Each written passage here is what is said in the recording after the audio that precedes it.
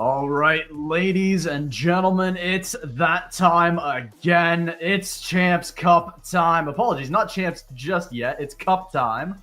As both teams ready to go. We're locked and loaded. Super excited to be here. My name's Graf. I'm joined with Aggressive. How are you doing today? I'm really excited for this one. First time doing a COD casting in a pretty long while. So I'm pretty interested to see how the teams are going to be looking onto this one. You see that it is going to be Hardpoint, pretty much one of the much more commoner maps. But you can walk me through this. What can we expect from both of these teams, and who do you have your bets placed on? Yeah, great starting it out on some Skyline Hardpoint. We're going to get a good feel of these teams. We saw Chi-Town Assassins on Thursday on stream. They put up a good performance, but they couldn't quite put together a full map. They did get swept, but all three maps right there on the doorstep. So I expect this one to be close, but Chaos, I mean, they're a top team for a reason. They've got something to prove. They've got a lot of time on P1 here. They're going to have to break these P2 spawns, though, if they want to try to get things going. Blue Gatorade, great turnaround there onto Batman. And that we might, unfortunately, be resetting the lobby. Not sure. Looks like one player from Chaos is gone for now, but we play on. As early on, I mean, Chi-Town, yeah, looks like we will unfortunately have to reset the lobby. Is what it is with the technical difficulties, but gives us a little bit more time to talk about the matchup, so I'm not complaining too much at all. So, good opportunity, again, to look at the map set. We got a Skyline Hardpoint starting us off, into Hacienda, then Protocol, Vault, Protocol. Surprising to see Vault, as aggressively in the series as we are. I mean, normally we see it in that map one spot, but Skyline's become much more popular recently. I mean, a lot of teams want to get that momentum going, so super exciting to see that. The map just has a lot of verticality that you can play for. Plus, if you have proper control on some of the different points, especially in the game mode of Hardpoint, you just can easily hold down those different positions. It's not as deathmatchy as compared to all of the other maps where control is a little bit more harder to establish. You can play for a lot. You can easily take over the positions as well. There's a lot more that you can do. But then again, like, I personally don't know both of these squads as much. I don't know their strengths. I don't know their weaknesses. But we're all going to be finding that one out throughout this entire BO5 because here in Black Ops 6, there's going to be a lot of different nifty tricks that you can go for. And movement is going to be king, especially on this particular map. There's a lot of different jump shots that you can go for, and map knowledge will be key for either one of these teams to get this victory. Yeah, super excited to see how this series ends up. Looks like we're going to need a bit of time, though, before we get into the map, unfortunately. Don't go anywhere, as we got plenty more Call of Duty to come today. 4 total matches, and then 4 to 5 more tomorrow, so be sure to drop a follow and stay tuned for some more Call of Duty. We'll be back after the break.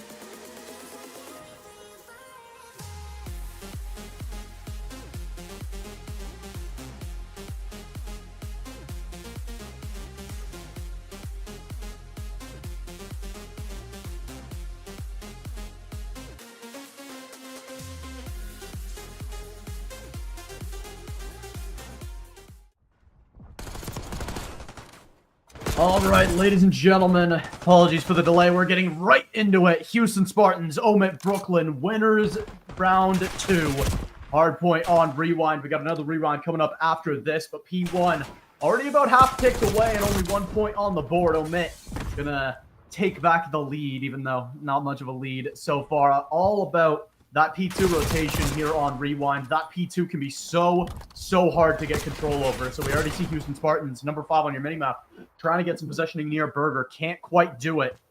They're going to give up a lot of the time on this P1. Look at the route they're trying to hit around outside towards the south side of your minimap. Trying to make their way in. Big fight win from Massacre. Trying to get a second one and does. That's a huge initial break on this upcoming P2 for Houston Spartans. Omit, though, up about 25 points. They're going to have to try to find this break. This is a beautiful positioning coming out from them, but Nate perfectly flanked out. They're not going to be able to hold on to this for that long. Omid still in perfect control in all of these positions. As long as they hold down this flank, there's not really much that Houston Spartans can do, but Nate getting caught out completely out in the open.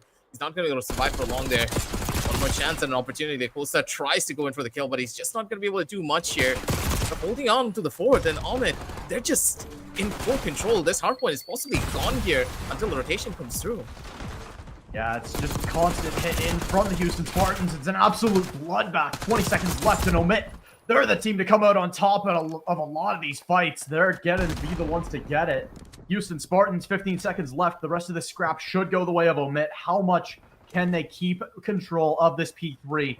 And then the P4 after that. They've got a lot of work to do. Already a 50-point deficit against a team like Omit is not what you want to see if you're the Houston Spartans, but look at the play. Number 4 and 3, or apologies, 1 and 3 on your minimap. They're going to get those P4 spawns locked and loaded. Hyde going to get that great kill to clear out the knife in the back. Still, great time here. No team on position. Finally, Houston going to try to get on, but they get ripped off immediately. A great play from Nate and Sovereign. They're going to get in again as Resurrect going to carry his weight, trying to get in again towards this P3. They've got it for now. Question now for Houston is how are they going to get in towards this P4? They got a couple good kills there, but they just haven't got much more than that. Finally get a proper hold on to this, but the way that Houston have now set themselves up, it's going to be a very difficult position for them to get a proper hold on to unless there's a proper flank coming through from the side of Omid. They need to try and pincer these players down from multiple different angles. You can see that I do believe that the members of Omid, they're just not even going to try to fight into this. They don't want to give away the extra points here. They're playing for the next hard point, and this is smart from them. Just play for the time because they know that the members of Houston Spartans, they're already in for a drastic disadvantage as soon as they try to run into them here on this next hard point. Yeah, this P4 is so hard to break. You don't have to worry about players in behind, but the great gunfights through the front end. Massacre again. 11 and 9 already. Looking to make it more than that. The Sovereign will find Not Miso to try to tick this back. Omit, they still have the back sponsor. They're spawning very close to these fights. They aren't able to find the kills just yet. There's one, but immediately traded back. Hyde will grab the last kill on a Not Miso, but Resurrect. He'll get Hyde. Still, Omit the ones on time despite losing more gunfights. That's just how important these back spawns are. You get back into the action so quickly. Skill able to grab one before getting traded down by Not Miso. Sovereign. Nice little flick of the wrist there. Flick of the stick as in comes the play. Now finally back spawns in the favor of Houston Spartans. Not Miso spawning very close, but it's right as this hard point is going to expire. 5 seconds of scrap over to Houston Spartans. All things considered, a really good P4 for them with this position they had themselves in at the start of it. Yeah, the rotational spawns from them is just so smart at the end of the day. And if they're able to carry this forward on it, never mind, they're going to be able to make this rotation first to capture the hard point. And this has just gone from bad to worse. The members of Houston Spartans, the lead that they had are just completely disappearing at this point. They need to force this out. Good shots coming through, though. Again, from the members of Omid, they're just winning out on a lot of these gunfights. And none of the members of Houston Spartans, they're really playing into a lot of these fights together.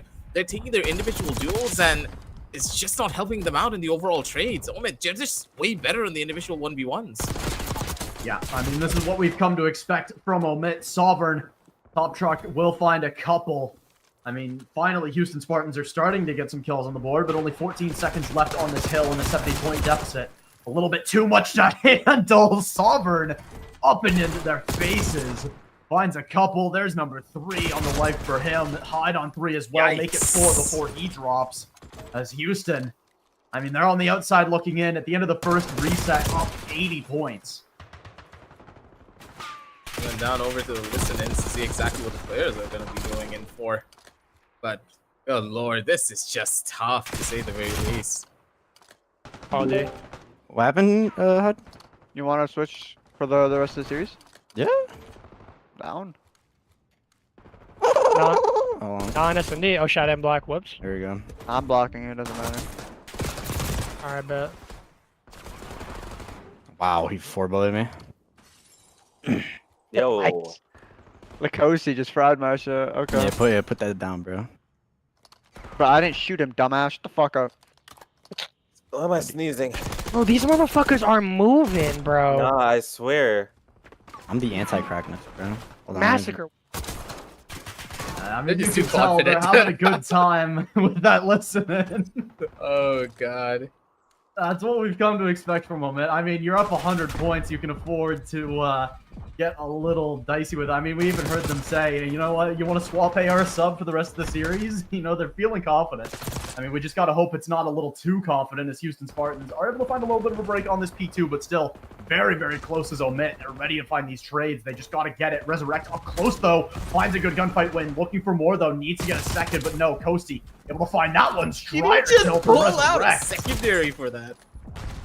I mean, you know what? Sometimes you got to do what you got to do, Omit. They get locked out of this P2. They've got the P3 spawns ready to go, but still 20 seconds on that P2, and they want to fight for it.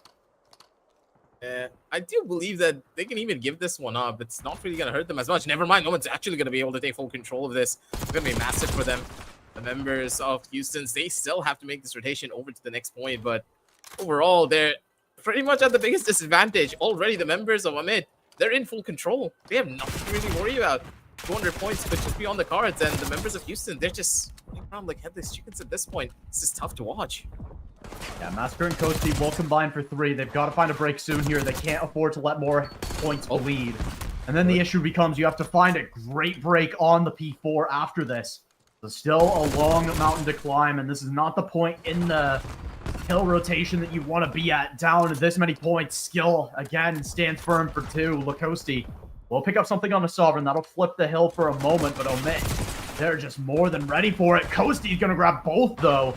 That will grab the break, and they do have the P4 spawns. They were able to find that spawn flip. Houston, they're not going out of this one lightly. They still have about 15 seconds left on this P3. They still got to make things happen, though. That's going to be the rest of the points heading to Omit. They've got to lock down this P4. Omit, they were able to mostly keep it locked down. They kept it pretty even last time, but now they're the ones in position to break. They've got to make something happen. Skill with a couple early. There goes Sovereign. What a chow that is. As now they're looking for the back spawn early. They already caused the spawn out. That is a clinical P4 break from Omit. Let's see if they can keep it going. Kosti and Resurrect will try to find the re-break here from Houston for early on. This is so smart from them as well. They're playing this one so beautifully. Not a single one of these fights are taken by Amit on an isolated 1v1 level. There's always someone to trade in for those duels. While on the opposite side of Houston, they've not been able to establish map control, and a lot of their duels felt a bit more lackluster than most. They've been hitting a lot more of their shots though at the very end, but I do believe it's a little bit too little too late. The hard point, I believe this map is just going to be going in the favor of Amit, and moving on across the line, I do believe that S&D could be the breakthrough for them. Yeah, they will break 100 points. That's a little bit going for the morale at the very least. But Omit, I mean, this would be probably the biggest throw I've ever seen if they somehow find a way to lose this one. But heading now to that P2 once more. I mean, apologies, that P5, I should say. As, I mean, Houston, they're the ones here first, but 5 seconds on this hill is not much to find for the side of Omit. They are on the outside looking in, and I mean, a couple of good hills at the end of a hard point can sometimes give you that momentum you need heading into the S&D to try to make something happen, even if you know that you're out of this exact map. I mean, you still have a great opportunity to keep things alive in the series for, I mean, again, a lot of the U18 players, they play with their heart on their sleeves. They play with a big amount of momentum behind them, and that's what a lot of these series boil down to, as Omit still not able to close this out. 1 point away. There we go. Finally, in the books, official. Omit Brooklyn, as we expected, they'll take that map 1. That was a beautiful round coming out from them. Overall, this first initial map going in their favor, not really that big of a surprise. They just played a lot more better when it came down to the fundamental levels, not really taking a lot of isolated 1v1s, perfect utilization of the map, and good rotations overall. And you just said it, they had better spawn control in comparison. The members of Houston just couldn't really rally themselves into proper positions to go up against the mid. And as soon as that hardpoint control came through, they just played the map way better. So it's just well played out COD.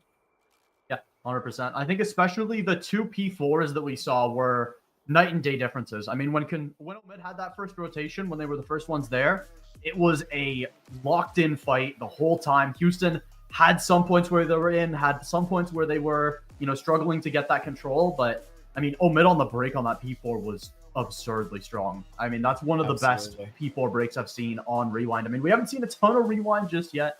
A little newer to the map pool, but we're heading back to it for map 2, and I will say for the side of Omid, that's got to feel great now going into map 2. You just won on Rewind. You know you can do it again. It's going to have to be Houston Spartans that find something in the way of a response. It's a completely different game mode, so maybe they have a better strategy and mindset for S&D. And then again, right, as good as you can be on hardpoint, don't forget S&D requires a lot more tactical warfare, a lot more better map rotations, and better map knowledge in general, the way that you play it. You can't just run it down and expect that your opponents are not going to be putting a hold to you. Let's exactly see what they have in store for us. But then again, I do believe that Rewind as a map, it favors a lot more on the side of S&D than it does to hardpoint. So it could go either way. Yeah, I mean, again, the newest, or I guess technically tied for the newest edition of the map pool, but teams, I mean, now we start to see it mixed in a lot more. I think the early cups, then when it was legal, we really very rarely saw it in the rotation. But as Hacienda sort of has done throughout its lifespan, we see it become more popular over and over again. And I mean, near the end of BO6's lifespan, I do expect this to be more of a cornerstone, as in we go. Map 2 S&D locked and loaded quick. Pre-nade almost finds a couple of kills. Lacoste killing off in spawn. And that'll be a little thing to try to resurrect, but there's a 3v3 on the deck. Omid, bomb in hand, looking to try to make their way what in. A shot, Nate. Great shot. That's a big way to find the advantage, but Massacre able to tie us back up at 2 apiece as Nate still looking for something. Massacre stun checked, will not get taken down just yet. Coasty had a really advanced position, does fall back to handhold with Massacre in this 2v2. Tough spot here already. 2v2, they have ideas of where the positions are going to be looking like, but still the A side primed and ready to go in for the hit. They're taking the 2v2 here, but he's just hunting down the players, and he is quick and swift, like a knife cutting through butter. Members of Omid, they are not stopping even for a second.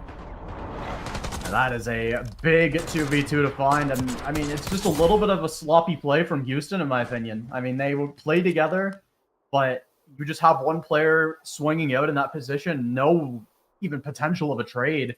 You just can't afford to do things like that against Omid. I mean, they punish them there, and they're going to keep punishing them all series long if they continue to make those kind of mistakes. As now, Omid, first chance on the defense for them. If they're able to get this round, a big opportunity to really get a big lead in this S&D. Nate already 3-0, looking to make it 4. There he goes. There's a 4th on the board. RCXD just around the corner for him, if not already claimed. Resurrect able to trade 1 back there on a Sovereign, but immediately he gets steamrolled. Nate confirms that RCXD and then some, not Miso. Will trade 1 back again, time in, time out. Houston, they're able to keep those numbers tight. Let's see what they can do this time on attack in the 2v2.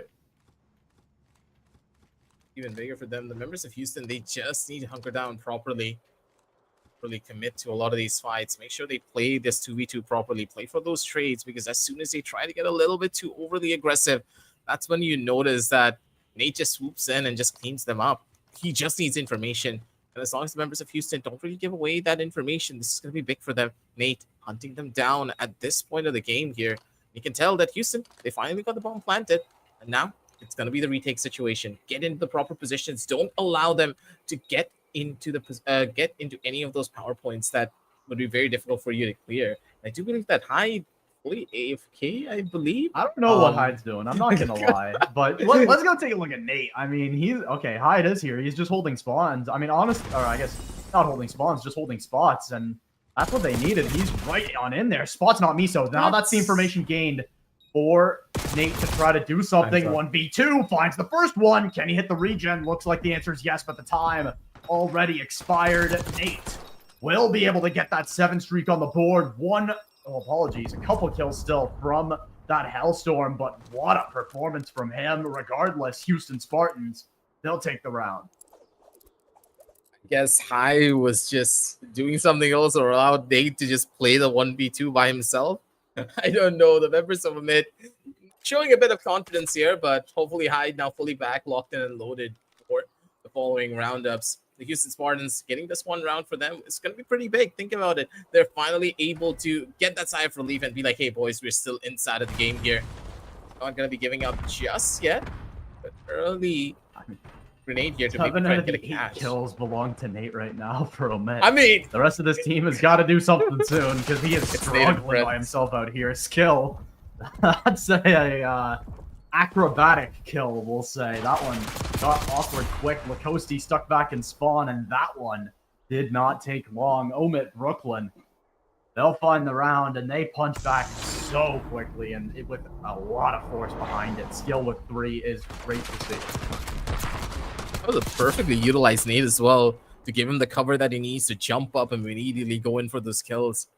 The communication lines on the side of Amit is just so good to see. None of them are really surprised by anything, and they're playing like a complete unit, pretty much reminiscent of what they did on Hardpoint. None of them are taking these fights alone, and even if they do, Nate is just his movement alone is giving them such a significant advantage. I mean, we're going to see another opportunity for Houston to tie us back up. Early shots, dangerous play. Sovereign hits that ult route so quickly. Skill wins the 1v1 and not Miso now. 1v4 now, 1v3 on the board. Nate finally did get that streak cleared out in the previous round, so no Hellstorm for him, unfortunately, but I mean, you're nowhere near complaining about that performance. Not Miso able to find the stun check, but there's just too many bodies. Omit Brooklyn. I mean, they look fantastic right now. I mean, it was the Nate show in the first couple rounds, but now the rest of them look like they've finally woken up in the second map. They just allowed Nate to have those 3 kills for himself early on, it seems. Just showing off, but now that the rest of his team is now stepping up to the plate, members of Houston's, they really do need to rally up together, find a game plan that will work out for them. A lot of these early fights, it's where Massacre really was finding a lot of value. You can tell that he does have the highest number of kills on his team, but it's just not going to be enough unless they're all able to work together. Individual efforts from the team is present, but as a squad, the team play is just not as reminiscent on their side. Still a chance and an opportunity. Good couple of kills here already with the flag beautifully done. The members of Houston, they're able to take down 3. And now it's all up to Hyde. Once again, AFK, I do believe he's having some problems there on the back. Hopefully it does get fixed out soon, but for the members of Houston, ooh boy, they gotta hunt down the last player. Hyde finds 1, but immediate trade. Houston will now come back within 1. They've had some strong rounds of their own. I think the first round they won, a little dicier, but that one looked great. I mean, an almost flawless round is exactly what you need for the momentum at this point in an S&D. Almost half done. Now, I mean, you've put yourself in a position where you're only 1 round back, but you've got to make something happen soon here. If you're the side of Houston Spartans, you've got to eventually get in the lead, whether or not it's now or round 11. You've got to get there eventually, so you've got to close that gap, and this is probably one of the best chances you're going to have to do that. Lots of problems here on the side of Hyde, but the swap outs. Let's see exactly where they're going to be going for this one. Early fight already. There's a lot of problems for Nate, but Nate just went in for a 1v3, and he survives. He kills all 3 and he lives? That should not happen. Oh my Criminal. goodness, Nate is just on fire this map. I mean, Hyde, I guarantee is getting yelled at right now for stealing that ace, but my goodness, Hyde and Nate combining for all 4. But let's be honest, this map so far has been the Nate show, putting on an absolute clinic. 12 and 2 right now. That is absurd. This young man's aim is just sublime, and his movement is just even better. When I think about it, Nate, being able to survive 3 players jumping on top of you like that, it requires incredible levels of movement. And Nate showcasing it once again, just breaking kneecaps at this point, hunting down the last players on the side of Houston Spartans. 2 more remaining. Kosa is trying to find maybe 1 player out of position, but none of the members of Omet, they're even playing out in towards the open. They don't want to give Houston Spartans even a chance or an opportunity to do anything. They want them to come towards them first. And Houston, they're just isolated. All down to Lacoste. I mean, he's got a surprise position, opportunity Good for a shot. 1v1, and finds it through the wall. Can't hit the regen, though, as Omet. I mean, they're lightning fast on those trades. That one a little bit more sloppy for the side of Omet, but even still, they'll find the round. Hyde gets a nice, good last kill there, as now up against map point, Houston Spartans. I mean, it's do or die time. I want to say this is a must-win map for Houston Spartans. You can't afford to go down 0-2 against a team like Omit. I've said that countless times now on broadcast, but when you're trying to punch above your weight, I mean, going down 0-2 is almost a death sentence against a team like Omit, especially on a day like this where they are really firing on all cylinders. Absolutely. Coming around to really make the difference here, and already we can see a little bit of life being showcased by the members of Houston Spartans, backing down over to a 2v2 here. Region coming in from the side of Nate. Good couple of shots here. Hyde, he's going to be able to get the kill. And now it's all up to Resurrect to maybe try and salvage the final pieces here. Nate, the raid boss on the server, still very much alive and kicking. 15-3, ladies and gentlemen. A 5 KD to his name. Will be a difficult task for Resurrect to overcome, but if he's able to, maybe, just maybe, his team still has a chance of getting themselves back into this game. That spot in the back, spotted out and taken down. It's going to have to be Nate to close this one out. Would you have it any other way? He's got a bit of a timing, but does he realize it? Yes, he does. Can't quite confirm, though. Big tag, no kill. That's an opportunity now for Resurrect to go get that bomb down towards the B side. Oh, he's been given a free sight, though. Will eventually commit to getting that bomb down. I love the patience from Nate here. Just to make Resurrect make the decision. Make him choose between that 50-50. And now that he's chosen wrong, now what can you do for the side of Nate? All down to timing. In the truck as well. Not a common position. It'll be interesting to see exactly how this goes. 15-3. Looking to make it 16. The Nate show wants another stop. Initial tag the way of Resurrect, though, as he gets aggressive. Nate up close. Finds the tag again for the side of Resurrect. The timer starts ticking down. Nate's got to go. He's got to make something happen. Does he spot him? No. The timing for Resurrect. They'll just let him get on and find that freebie. That'll be the round. Nate not able to find the 1v1. Great positioning from Resurrect to make that happen. This was a masterclass being played out by Resurrect as well. Being able to play for those positions. He just played the perfect mind games. And that's going to be huge for the members of Houston Spartans. The confidence that they will have now going into this next round will be massive. Hopefully Hyde. I do believe that Hyde was AFK on that angle. There is no way that he missed out on that kill. I was watching him on that perspective. Omet playing in a little bit of a, I would say in a downturn, but hopefully in this round they can close things out, or you never really know. Don't forget, ladies and gentlemen, this is a BO5, so if they lose this particular map, then the members of Houston, they're 1 away from losing this entire series. Yeah, 5-3 curse online, ready to go. Let's see if it comes to fruition. Nate, again, he's an absolute assassin. Finds another one, 17-3 on the board. Looking for even more. Does get spotted up at the movement. Keeps him up and kicking. Coasty gonna be again taken down. It's down to Not Miso again in the 1v2. We've seen 1v2s from the Houston Spartans so far this map, and it's gonna have to be another one. Nate, 17 kills in what now is the 9th round is unbelievable. And he's looking to notch number 18. Not Miso. I mean, gonna take a trip around the world here. It's Omit with the bomb. They're not even trying to get this down right now. They are hunting down Not Miso. Spotting out the shoulder. Not Miso catches the timing and does find skill. Down to Nate in the 1v1. You wouldn't want anyone else. Omit. Clean up map 2 off of I'll say it, the most absurd S&D performance I have seen at the U18. I mean, this was just the Nate show, right? I don't think we needed anyone else pretty much on the entire server as long as Nate just had the confidence under his belt. Look at this young man, 18-3. He has a 6 KD out of all of this. And in some More situations... kills than the rest of his team combined. What is going on? Oh, God. He has more kills than his entire own team combined. So think about it. That's how much of a performance Nate is putting up. And when we're moving on down over onto the next map, which is going to be Control, ooh, boy. This is going to be a series to remember.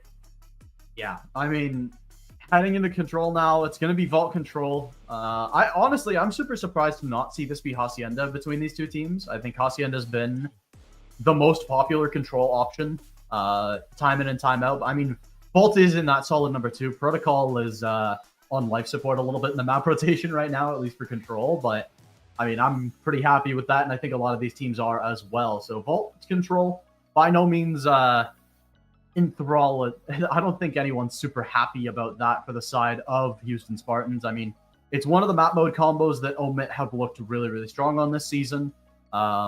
They've looked a little bit weaker in recent weeks on it compared to how dominant they were near the start of BO6 or even in the couple of months after that. So an opportunity for Houston Spartans here, but I would expect them to close this one out.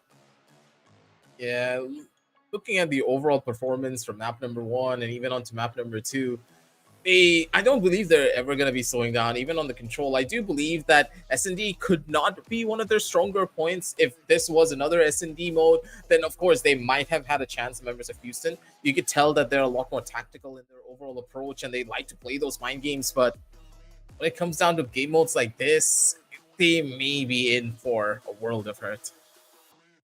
Yeah, the respawns are always what Omit has called home, and they've got 2 in a row lined up. Control on Vault and then Skyline Hardpoint. I mean, I actually don't know if Omit has lost a Skyline Hardpoint all season when they have their full roster playing at the same time. So, Houston, I mean, you've got a large task to try to fight through here. I mean, not saying it's impossible, just saying that not the most likely. So tough to say how this is going to go exactly. I mean, Omit, they're expected to make a deep run. They had a pretty disappointing cup last time. I think they, had some substitutions on their roster and it really didn't work out. So I think this cup, they're looking to take back their number 1 spot that they've been at for so long. And I mean, they have a very strong start doing so. They had an FF win against Slain, but this first match is, I mean, it's all coming up Omit so far. Yeah, they're just in like their own mind and their own minefield. They've created such a good environment where the team can play through in all of these particular maps. Maybe Vault will be different. Maybe Omit just haven't looked as clean on Vault, and Houston have a better understanding of what to do here, but it's all speculation at the end of the day. From what the statistics show, especially after map number 1 and map number 2, this is just going to be very difficult for Houston to even try to pull their way back onto this. But then again, going back to the drawing board, maybe they had a talk, a team huddle, where their confidence is just a little bit better, especially when it comes down to the trades. I do believe that the members of Houston, they've just not been playing for the trades as much. If their trade games are on point, where at least if one member dies, if they're able to kill Nate at any point, and not allow him to go in for those multi-frags or even the quad feeds, there's a good chance, because Nate alone has been dropping at least 3 players before he dies by himself, which is absurd to see. Yeah, just getting a couple quick things sorted out. I mean, it's not surprising to see Omit in this situation, but it's been a pretty interesting, couple maps for the side of Houston Spartans, but it's by no means a impossible thing to come back from. Looks like we do need a tiny bit more time. Ooh, okay, never mind. Looks like we were misinformed, or I guess we were pump faked a little bit by the players. Hacienda instead is going to be the map 3. So like I was saying, I was pretty surprised it ended up being Vault. I think that would have most likely been the ban of Houston Spartans. So we are heading to Hacienda. So, good opportunity to get underway. Unfortunately, again, we got pump faked a little bit. We're a little bit into it, and already Omit 5-life lead, looking to keep things going. As some good early progress as well towards this B side. Control is one of those game modes that really favors a much more tactical based teams, and you can tell that Omit in for a little bit of pain and hurt here if they're not careful. Nate gonna be able to jump through and come out with Hyde being able to find those multi-frags here. They're looking for more, and full control already established. The members of Houston Spartans just not able to make their way up here. Good control overall, as they're just under full control. I don't think the members of Houston Spartans are yet able to make their way through A side, trying to get over to this control point. They should be able to hold on to this, but the real question is, how does Omid even try to fight into them? It's good map possession from Houston Spartans, but they're trying to spawn trap nothing right now. They do finally get a couple kills to try to get that going. They've got to clear out number 6 on your minimap, not Miso. He's in a great spot in lobby right now to try to stop some of these players. Hyde just gets ripping as he finds Lacoste towards Lambo. That's a good opportunity as Massacre will catch timing on to Sovereign still. Looking for more here is Omit. They're up 5 lives, which is great, but this A side can be so difficult to try to get in towards. They just got to trade down and keep their lives in tow. Not Miso. Found one timing, was looking for a second. There we go. Great shots from him. As the life lead dwindles down to 3. Massacre opportunity here. We'll get another timing. It's all the timing and positioning in the world for Houston Spartans so far. We haven't seen them take a full-on gunfight in a hot minute. As Omit, they spawn out again. They do get the pickup onto Not Miso, as again, it's Resurrect in their way. Nate able to find the trade there, and now a great opportunity to hop on and get some time. 30 seconds and only 6 lives left for the Houston Spartans. Thank God's workout here at this point. Massacre being able to take out one more. They really need to start playing together a little bit more here. They're giving away a lot of lives. 3 points away. Lacosta able to equalize things out just to the slightest of degrees, but this death is going to hurt them. Houston Spartan down to their last 2 lives. The point taken away here. A couple more seconds left on the clock. They need to be a lot more quicker on this. But then again, 1 more life. Last player already spotted out, and the members of Omid, they take this one with themselves. First point, first side of Omid Brooklyn. Houston Spartans, they're scratching their heads. They had a pretty good mid game, but when it came down to the earlier rounds, they just lost way too many. Yeah, it was just an early life lead out the gate from Omit. I still believe what I said. Their pure gunfighting ability is just better than Houston Spartans, but how many times did we see Houston Spartans, catching them by surprise, finding that surprise angle? They got that round very close, but Omit, in the end, were the ones to bring it home. So now an opportunity on defense for Omit to get a 2-0 lead. And normally when the control and the series are at 2-0 at the same time, that third tends to be right around the corner. But Nate will find a great opener. 2 for 2 on the initial trade towards the T side. There goes clear up from Massacre. Able to find that first good kill. Not Miso. Tries to find the Chow and will. As down goes Skill. A good opening play from Houston Spartans. Does get evened up by Hyde as he gets 3 with 1 from a nade as well. Sovereign finds the 4th, and that is a great response from Omit. Already running towards the spawn trap as well. This is beautiful coming out from them. Miso in a bad spot. He nearly got caught out there. Nate's going to be able to catch out one more on the opposite side. The Skill trying to work his way up, catch out any one of the players from the side of Houston Spartans, but they're just being isolated here. Nate went in for the spawn trap. He's going to be able to find a kill. And look at the amount of control that members of Omid have now in this particular round. They're just dropping out lives like flies at this point. Houston Spartans, they're losing out on so many. But finally, Massacre and Resurrect, they chime up. They're able to take this lead down to crawl in towards the corner. Lacosta's not clearing it out. Fuck no! He's not going to be able to find 2. Miso, he could have gotten that clutch there. One after the other, they're able to hold 19 to 18. That's the lead that they had. The members of Omid, they're dropping it. Yeah, Omid, an awkward spot here. Lives very tight for what feels like the first time between these two teams, as now Omid up a life. They still have a lot of in their favor in way of the timer, I should say, as they've got that opportunity. Nate Again, continuing to be that spear for Omit. He's 15-7 right now. As Hyde 16-9 himself. Sovereign actually having a little bit more of a quiet map, which is surprising for him. Lacoste able to grab a couple in a row. That'll give Houston Spartans an opportunity to get on this B side. They're going to look to full stack it up. They've got to get this going quick. Look at the flag from number 1 in your minimap skill. We're going to try to make something happen. Already grabbed the first one there. Needs more than that. As Lacoste spots him out, tags him, but will not be able to take him down. There we go. Is able to find the one, but not before getting traded by Nate. As he's 17-8, looking for more.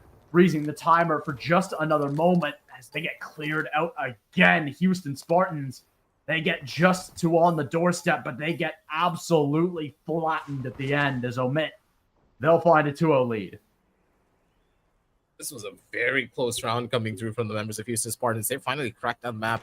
And they've also started to catch out Omid completely off guard in a lot of these positions. You can see that the team play and coordination coming through from the members of Houston Spartans is far outclassing a lot of the gunfight capabilities that Omid have on their side.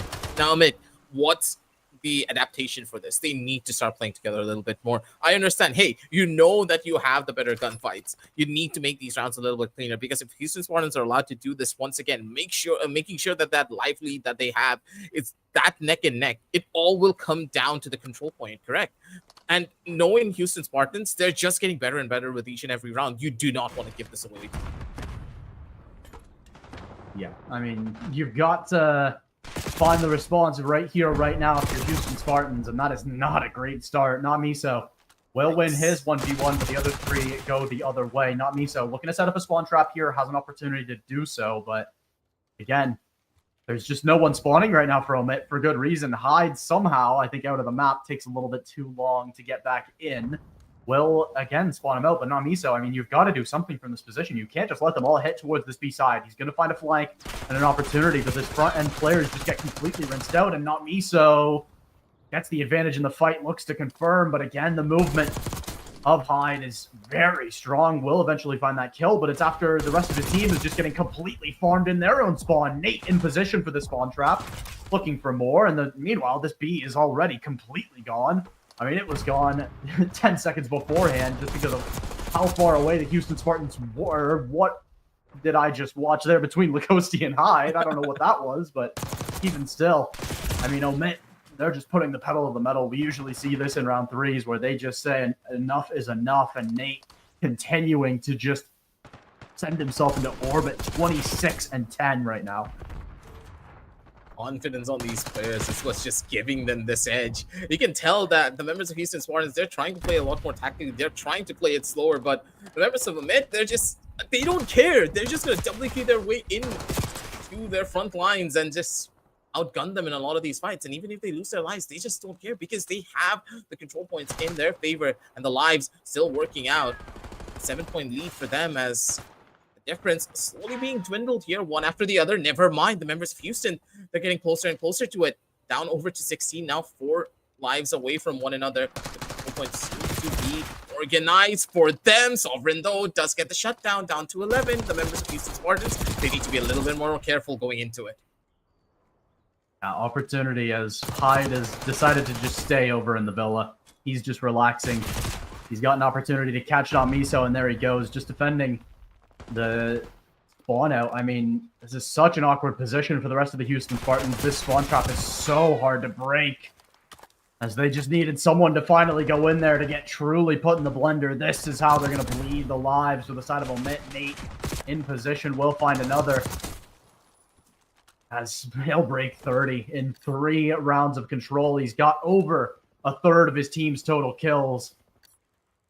I mean, it feels like more than that even as Houston Spartans. I mean, 2 lives left in 18 seconds. Not enough to make this happen. They get intentionally taken down on lives by Omit. Absolute dominance, map in and out. Omit take it in a 3-0. And they put a message out to the rest of the league. They may have dropped the last cup, but they're coming back for their crown. As though they've improved tenfold when it comes down to their overall playstyle as well. Team play and coordination looks to be incredible from this particular team. And this is anything to go by moving forward. Any other team in the league they know what to expect, especially Nate, 32 and 13. This guy is like an unstoppable force.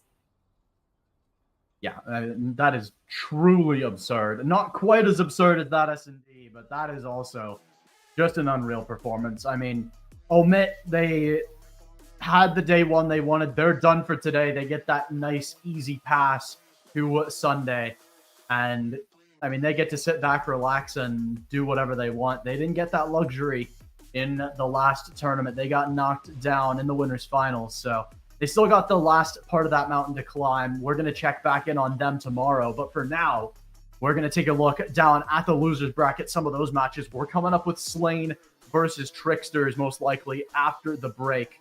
So we'll see you all after that.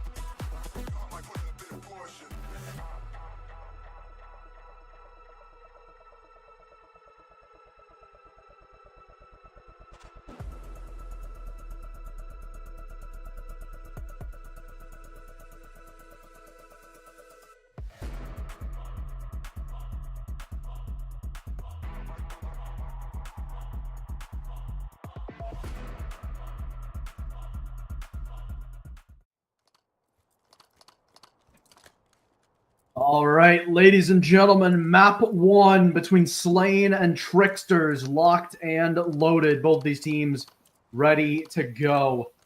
And I always say no better way to start off a series than with some nice Skyline hardpoint. It's an absolute bang out every single time, and I wouldn't have it any other way. Yeah, this is one of those maps that really just define the entirety of Black Ops 6. So starting off here, this puts us on a good note, but it seems as though the members of Tricksters, they are getting slaughtered out here right at the very beginning. Slain really showcasing their prowess on the earlier halves of this particular map here. One after the other, they are falling like flies, but Rain getting a triple kill to his name, looking for the fourth, pulls out the pistol, needs to go in for the reload, doesn't still have the chance to go in for it, but Slain, they have an early, strong start to the entirety of this hardpoint. Yeah, fantastic play so far from Slain. They get the P2 spawns. That's the main thing you're looking for on this P1 on Skyline, especially in that first set of play. I mean, right at the first P1, you're looking to hit that route over towards P2. Spanky in position to try to make something happen here. They see he's been lights out so far, and he's continuing to do so. That's a big child to find as Elixir. Will find one as a trade there still. Looking for more is Slain. Spanky gets overwhelmed on point. Rain from the side, able to find one, able to find a second onto Elixir. Looking for number 3, finds the player near Helly, looking for the 4th. Can't quite find it just yet. Gets a little bit of help from his teammates as that's the cleanup from Slain.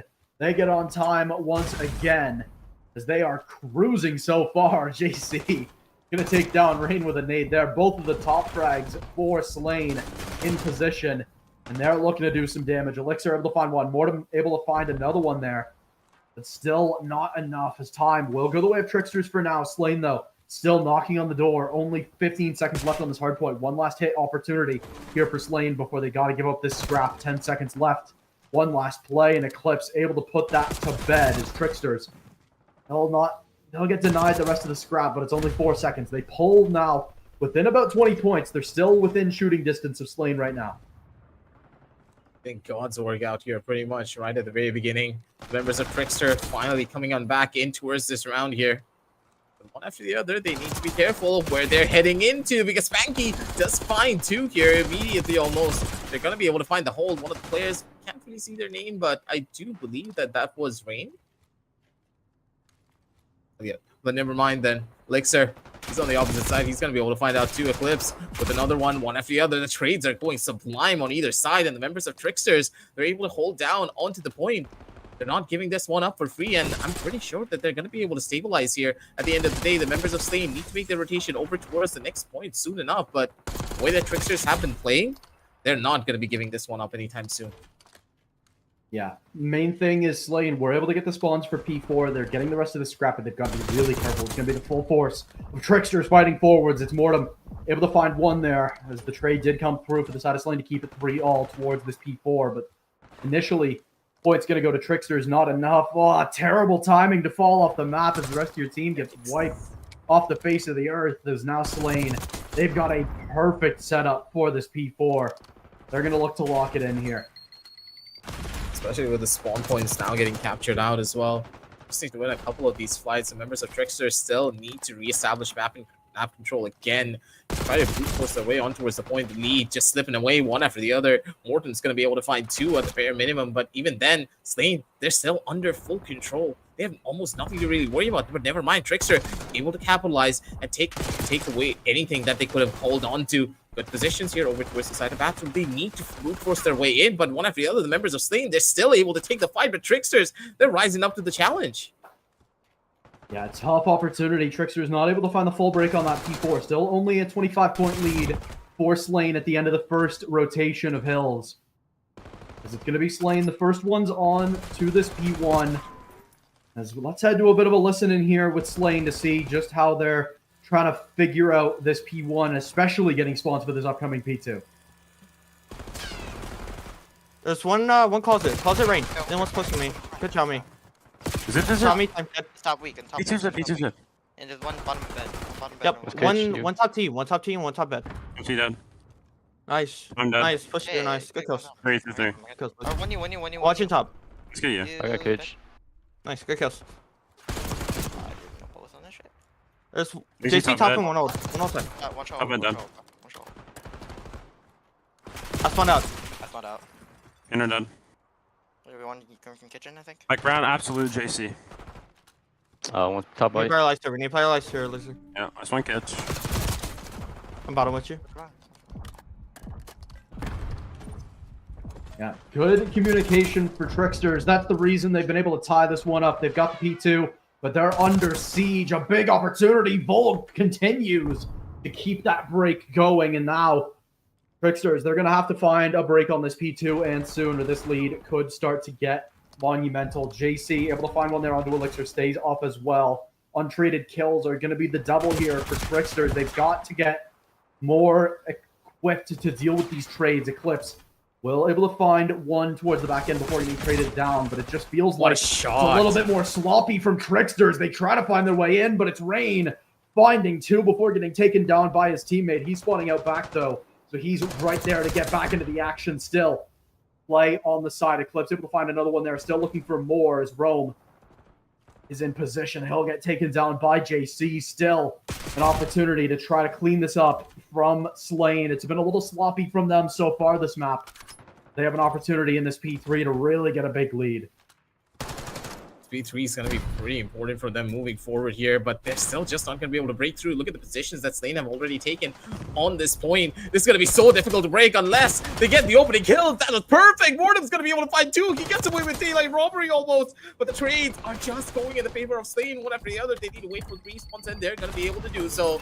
As Tricksters, they're just not in position to try and fight into this one after the other. They're dropping like flies, and Tricksters, this lead that they could have made here, just being lost out one after the other. They can't make the breakthrough happen, and this point could just be over as well. 24 seconds left before the point swap does come through.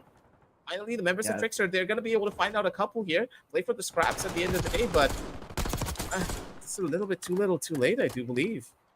Yeah, the upside for Tricksters here is they, in the process of that play, were able to get spawns for P4, so they're set up and ready to go. Rain in position to try to make something happen. He'll get taken down, though. Awkward gunfight, and still Slain knocking on the door of 200 points. Tricksters, they got to stop him from getting to that point on this hill. You cannot afford to head back to the last rotation down by too much. Still, a play in through the back patio. They need to clear out Mortem. Awkward gunfight, but they'll take him down. Still looking for more good shots in. A Spanky will find Elixir. Still looking for more in is Tricksters. It's an awkward play as Vold gets caught on the timing. Eclipse will find that player. Is now Elixir looking to try to fight out toward that back end. Finds the first kill, looking for more. It was Mortem to find the first one, actually. It's still in towards the hill. Mortem able to get that plat control, but Vold from the reflank will find a couple. The rest is Slain on the hill falls. They will hit 200, just nearly no. They are denied, but even still, a huge 60-point lead heading into this P1. JC tried to find another one, couldn't quite get it. Volg will claim 5 seconds of scrap for his troubles as the rest of his team positioning into this P1. They want to get those P2 spawns ready to go. As still 50 points away are Slain. Slain's just in the perfect positions, and nothing that the members of Tricksters are doing is just allowing them to get into the proper spots to try and recontest this hard point. So difficult to say the very least, especially in the opening, but Mortem with these 2 kills, maybe he finds the equalizer that his team needs to try and make this push happen, and yes, they do. I do believe that Tricksters, they finally could get the point for themselves. Morton with the multiple frags, and they are finally in control. 30 seconds for this point, and they're going to be able to rack up a lot if they're just able to hold on to it. Yeah, tough opportunity, though. Spanky on the doorstep finds a Never big kill. mind. That's going to find a response from Tricksters. Tries to go around the world and flank Mortem. Is not able to get away with it. The rest of Slain, they've been stonewalled away from these P2 spawns, but they've got an okay amount of points on the P1 as a little bit of a trade-off. But even still, they lock down P2. They're going to have to find a P2 and a P3 chain to keep this map alive. Tricksters still down 60. They need a good hill here. JC and Spanky gonna find 3 in combination. It's just an absolute white fest from Slain. They get 4 dead. And the flip they needed. Now they just have to hold on. Brain able to find the first one there. Spanky able to grab another one on the side. Still Spanky grabbing a second. Make it 3 for Spanky as he rips Mortem. But still, 20 seconds to go for Slain. They got to hold on, and the spawn-outs are just lethal for Tricksters. They've got to fly towards this hill. 10 seconds left. Jumping up to over Piano. Will find a couple of kills. Mortem and Eclipse able to find a couple there. But Volg trades them both out, though. And he's going to get a regen off as well. It's all down to Eclipse towards that other end. He'll get taken down. And that will do it for map 1. Slain. They'll take it 250 to 160. That was absolute slaughter when it came down to the end of it, though. Tricksters, they were back and forth going up against Slain on the earlier stages, but as soon as Slain just gathered that momentum, it snowballed completely out of control, especially with Spanky just sliding through and breaking their kneecaps at every second that he got. And look at the way that these plays happened. Mordem, I think he was the only one from the team who was able to keep up with the rapid pacing that Slain was putting up for them. But everyone else from Tricksters just looked a little bit lost when it came down to the overall gameplay here and the loop that they were going in for. Yeah, couple of opportunities given and definitely one taken. Slain, they'll take the lead in the series, is now heading into S&D, heading into Rewind. We've been seeing a lot of Rewind S&D today, which is a little surprising. Again, it's becoming more popular, which is great to see, especially as these players get more reps, get more practice. As Rewind, I mean, an opportunity for Tricksters to try to outthink, because, I mean, that first map, they weren't outgunning, that's for sure. I mean, they had a couple good hills. They just have to extend that over a whole map, and I think they have a good opportunity. Absolutely. Rewind is one of those maps, especially from what we saw from mid. It allows you to play in a little bit more of a gunfight heavy fashion. Tactics, yes, it's very important on the later stages, but on those earlier rounds, because of the amount of cover that you can play for and the movement-based plays that you can make, it should favor the members of Slain just to the slightest degrees, but you could tell that Trickster, they also like to play in a lot more of a tactical manner. Their trades are immaculate at the end of the day, especially the way that Morden plays. He tries to trade his teammate in whichever situation that he got, which favors S&D a lot more in comparison to a lot of the other game modes. So let's see exactly where they're going to be going with this, because S&D, I do believe, will be favoring Tricksters, but then again, it's a little bit too early to say. Yeah, I think especially on a map like this, that first kill matters a lot, but like you said, the trades are so important in S&D, no matter the mode. No matter the map, trades are always important, but it's especially important in S&D, and especially important on a map like Rewind. It has some very open areas that you just need to gunfight through if you're going to try to go there as the attacking side. So it's going to be an interesting map one way or another, but not sure exactly how long these teams are going to be. So we're going to send it to a very quick break. Oh, okay, never mind. Just got word from production that we're ready to go with map 2. They're just getting it underway now, so good to not have to go to a break here. I love the pace that these teams are playing at. They have no reason to not go right into the next one. They want to keep that momentum for the side of Slain, and for the side of Tricksters, I mean, you know what you did wrong. You know what you can do better. You had points where you were in the lead. You were right there next to them. You've just got to cross that line. Absolutely.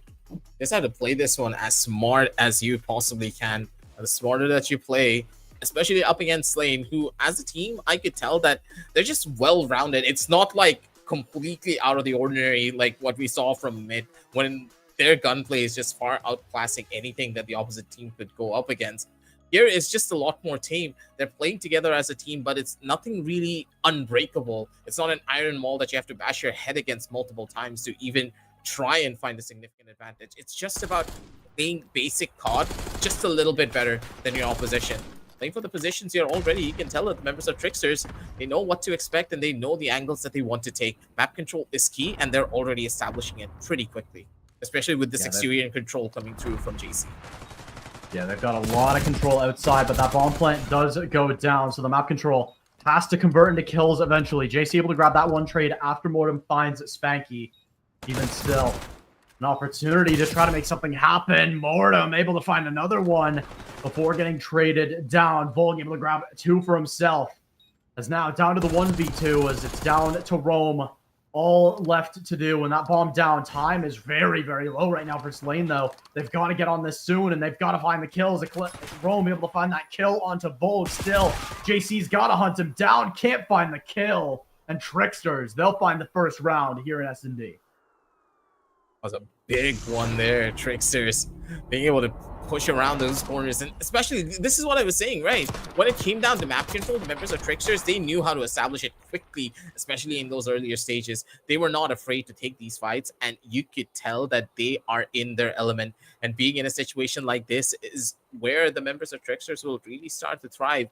Maybe the members of Slain, they're not really looking as good when it comes down to this attacking side, but never really know what to expect.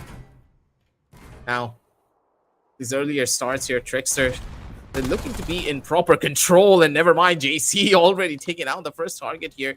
Spotted out one. The exterior control once again in the hands of the Tricksters. This time around, Spanky does find the trade here at the bare minimum. Down over to a 3v3, and control yet to be established here over towards the side. Got an opportunity to get the bomb down here for Slain. They're going to get that going. JC just around the corner, going to hold hands with a player on Tricksters. The timing, though, does not work out. Down goes Elixir. That's an opportunity. Great shot found by Mortem, but will it be enough? JC now in a 1v2. Finds the timing on the first player. Needs to get this second kill, though. That timer, again, it starts to run low. Stun checks the bomb. Knows he doesn't need to get over there just yet. Needs to find one more piece of timing just around the corner behind the wall. Has 15 seconds. One more bomb check, and that's all he needs. 7.5 to defuse. Opportunity going forward. JC stays alive. That should do it. Opportunity gone. And Tricksters won't be able to find the round. What a play from JC. It was so smart coming out from him. He didn't even flinch when he tried to go in for that swing. I pretty much was so worried for this guy as soon as he went around that corner, but he was able to dodge out purely on the basis of movement. Beautifully done from the members of Trickster. But at the end of the day, Slain just played it way better. The positions were stronger, and JC just having that clutch gene in him. Didn't crack under the pressure. That is beautiful to see. Both of these teams neck and neck pretty much from the very beginning of map number 1, and still fighting tooth and nail when it comes down to map number 2.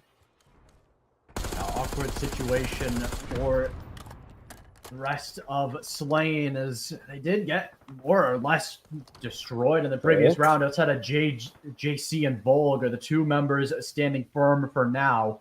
As meanwhile, the rest of the team finally wakes up a little bit here on S&D, and it's down to Eclipse in the 1v3. And especially without the bomb in his hands and where it's dropped, this should be a done round. He's just outside on the extremities, maybe trying to pad his stats a little bit. That's one player now down over to a 2v1. Very much doable here if Eclipse is able to play this one smartly. But looking at Slain, I don't believe they're going to give an inch of space away to this. They're completely in the positions that they are, and they're not ready to give anything up. Yeah. I mean, onto the 1v2. Ooh, Elixir. What? Or Eclipse finds another one. Timer running very, very low. As Rain has the timing. Oh, that was too close. Close. I think he was down to 20 HP. Wait a minute, he was down to 20 HP. He almost died there. Now that was dangerous. As Slain will take the round, not in the fashion they were hoping for, especially with how dominant they started. But still, Slain will find the round regardless. Opportunity now to get a real lead under their belt. A one-round lead does not mean anything in S&D. While this round develops, let's head to a listen-in with Slain. Mid door weak, dead. You know where the last one is? Planning, I'm planning. Nope. Planning. Mortem. Glass. Glass. See him. Port. Four. Office. Nice. How are we letting him die off bomb like that?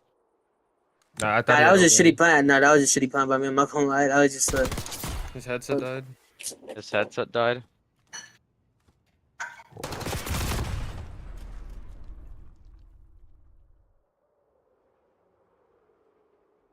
Yeah, big round win again for Slain. They'll take the lead 3-1 off of a pretty uneventful round, all things considered, after what we've seen in the first couple. But I mean, if you're Slain right now, you want those low, I guess, boring rounds, because those are the ones that are going to favor you. I mean, for Slain, you could tell from the voice comms that they're just in their element. It's just like another day in the office for them. That's exactly what you want to see. Not really breaking into any sweats just yet. Real other plans that could be noticed from them. This well-flashing playstyle members of Slain have is working wonders for them. Swings around the corner, never mind. Eclipse is going to be able to take down Vogue, and that's going to be massive for them. That's one of the players that has been a big thorn on their side. JC comes in down strong. But instead, it's going to be Elixir who does find the trade. Spanky immediately shuts him down, and it's all up to Mortem to try and go in big here in this 1v2. Still a chance and an opportunity. Mortem, he's done this before, and he just needs to do it again. Issue On the is outskirts. here. Bomb down is going to be really tough here for Mortem. If he had the bomb in hand, this round is almost, I mean, very, very doable. Ooh, bad timing. Runs into both. Knife out, though. 31 HP, is able to get out alive. What am I watching? Top of the crate will end the round. I think Slain got a little too fancy with that one. I think they might have been looking for the knife, but even still, Tricksters can't quite convert as Rain will find that finishing kill. Slain, they take a comfortable lead in this S&D, and Tricksters, they've got to find a response here soon. This is just God's work being done here by the members of Slain. Even though like they were able to shut down Volk early on there from Eclipse's side, just couldn't really rally into the positions that they wanted to. That was a lot of early control being established by the members of Trickster, but as soon as they had that control, they just lost exterior. You cannot lose exterior control that quickly and hope to win out on a round, even if you get that opening kill. Volk now starting things up. Elixir being able to find two, and that was an absolute slaughterhouse coming through from the members of Trickster. They didn't stop on the gas pedal for even a second. They just bulldozed their way through. Yeah, that is a big round to find, especially the fashion you find it. A big play from Eclipse, and he's been the player that's been so good this series for Tricksters, but the rest of the team needs to step up just that little bit. They're on the cusp, but they just need to get over that hill. Slain, still a 2-round lead, and they could put a ton of pressure on by winning this round.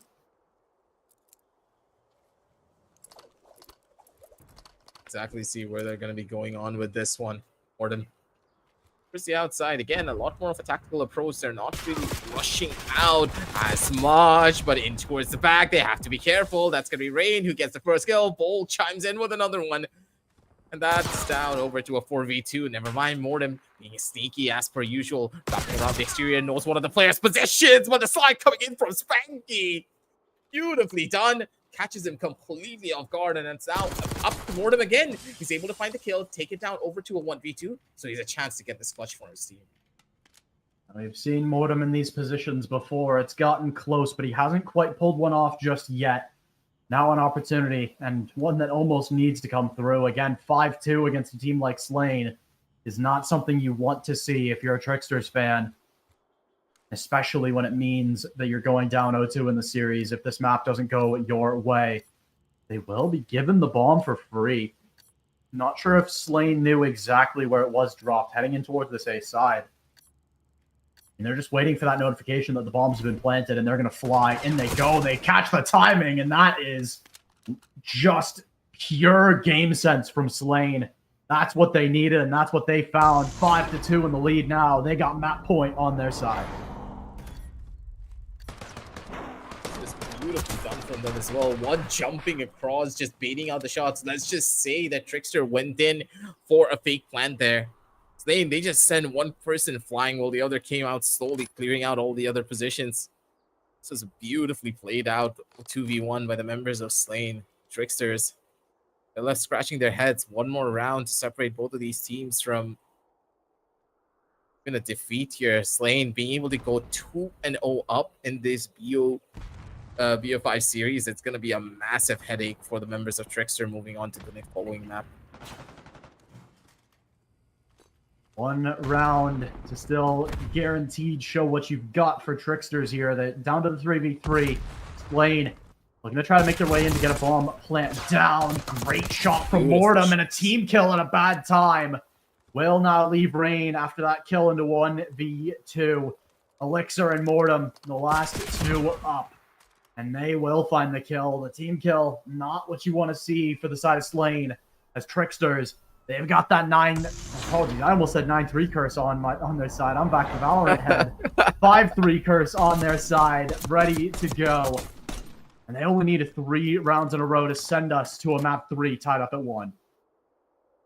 The way that the tactics have been playing out, I wouldn't be surprised if these teams actually did play Valorant quite a lot. But you're in COD. It's all about making sure you find those trades out as quickly as you possibly can, especially when it came down to that last point. If Rain was able to wrap around that exterior, the members of Trickster would be completely in the dark. There was a good chance Rain could have been able to clutch that round out. Instant forward the run out. The positions are good coming out from them. They need to get this swing out quickly, though, because for the members of Slain,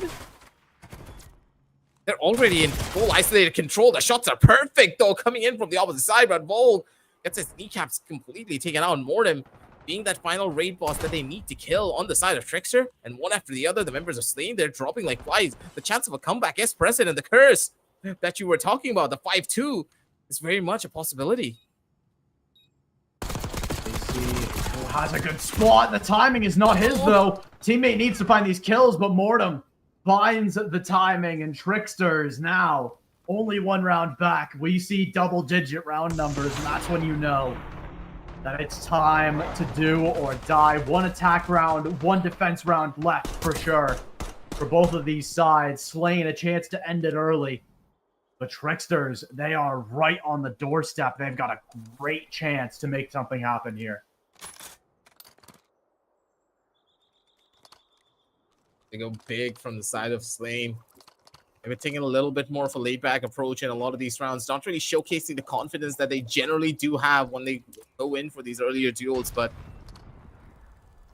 maybe they just want to end things off in a proper note. But even then, having confidence as players is so crucial, and you can see that Slain, they do find the instantaneous trade-off onto two of the players, but look at Mortem. He's again sneaking in through the back, and this is so perfect from him. Mortem, as long as he's present and ready, he can easily set up a crossfire with his teammate. Good for the first initial shot. Mortem does fall, and now it's all up to Eclipse. Get the region going. Play it slow, play it smart. You still have 1 minute left on the clock. They're swinging around the corner. They're expecting the fight, but they can hear all the footsteps here. Eclipse, he can just play for time if he wants to, but instead, they do get the plant, and now Eclipse, he needs to be the one who rushes over towards the side to go in for this retake.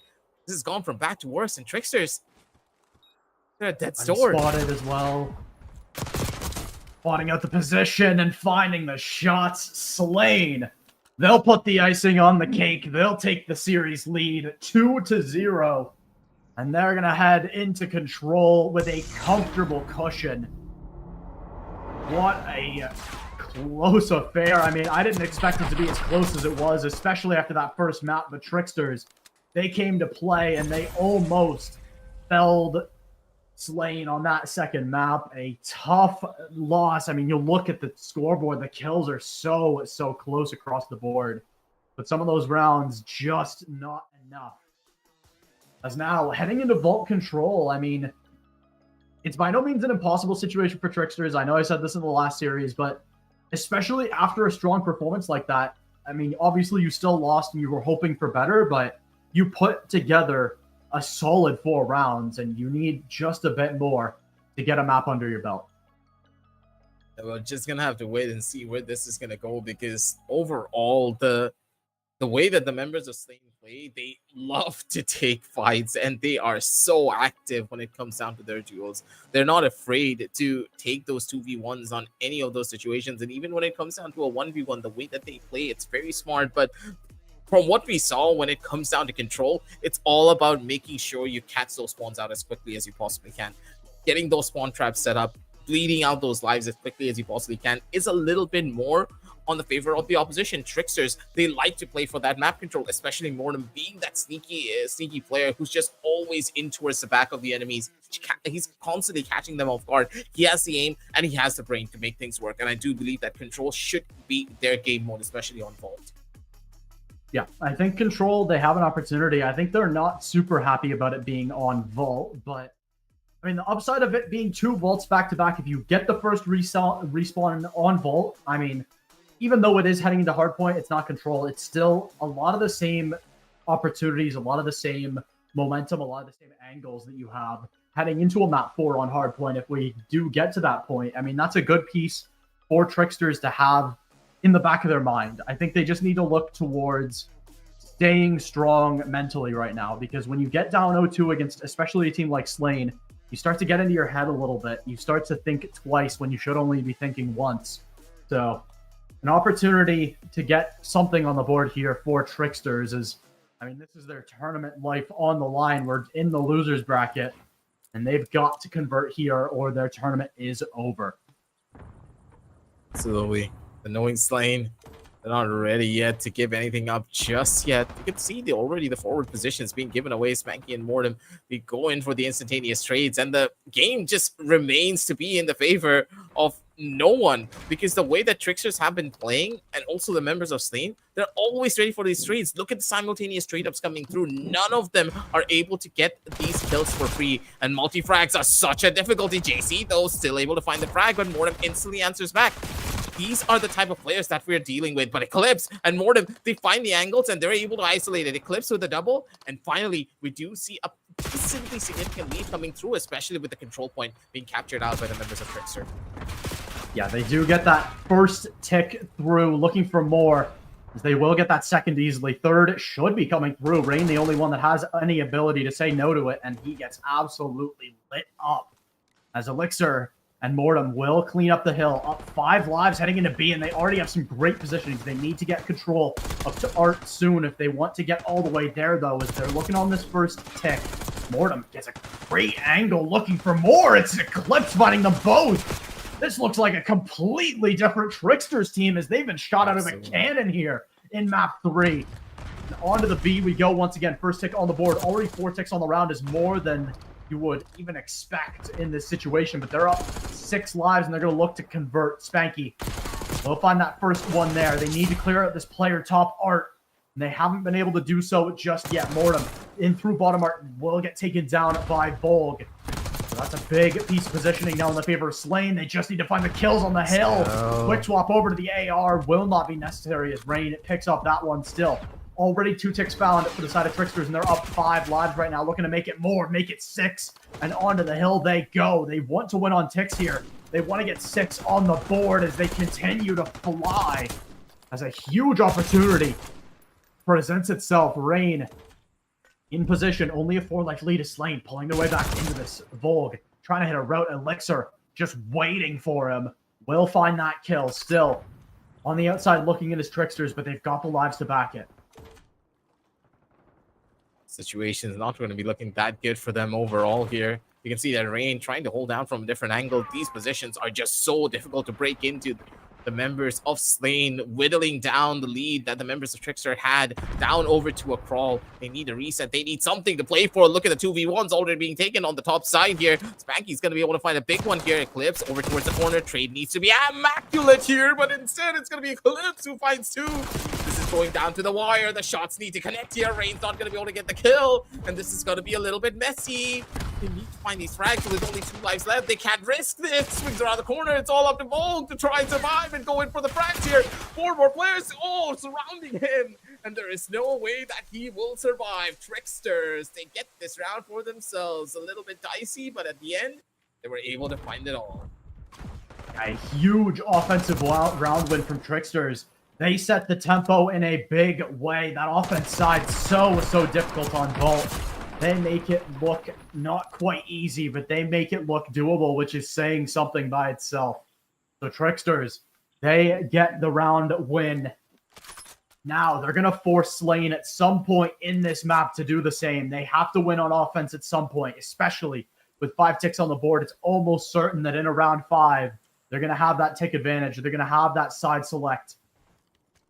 So an opportunity for Slain to punch back. They're going to want to do it now. They do not want to let this momentum go too far in the favor of Tricksters, as an early team kill will give Slain an advantage on the hill in numbers, but they get ripped off by Volg and Rain. Elixir tried immediately to go for the spawn trap. He gets ripped out immediately as well. So Slain, they're still in position on this A side. They're going to be able to get that first take easily, looking for more.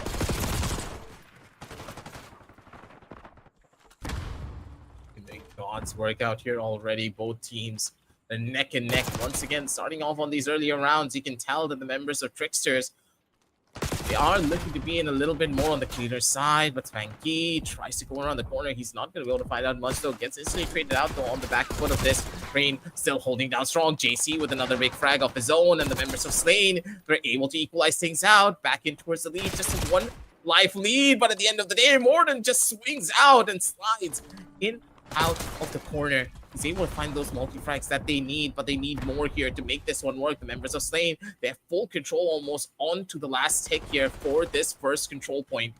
Gonna be the one to get it though. The members of Tricksters, they need to rally up because they've been giving away a lot of these gunfights one after the next. They still have not been able to go in for the hold that they want to. Last player already spotted. JC though, perfect shot on the head glitch.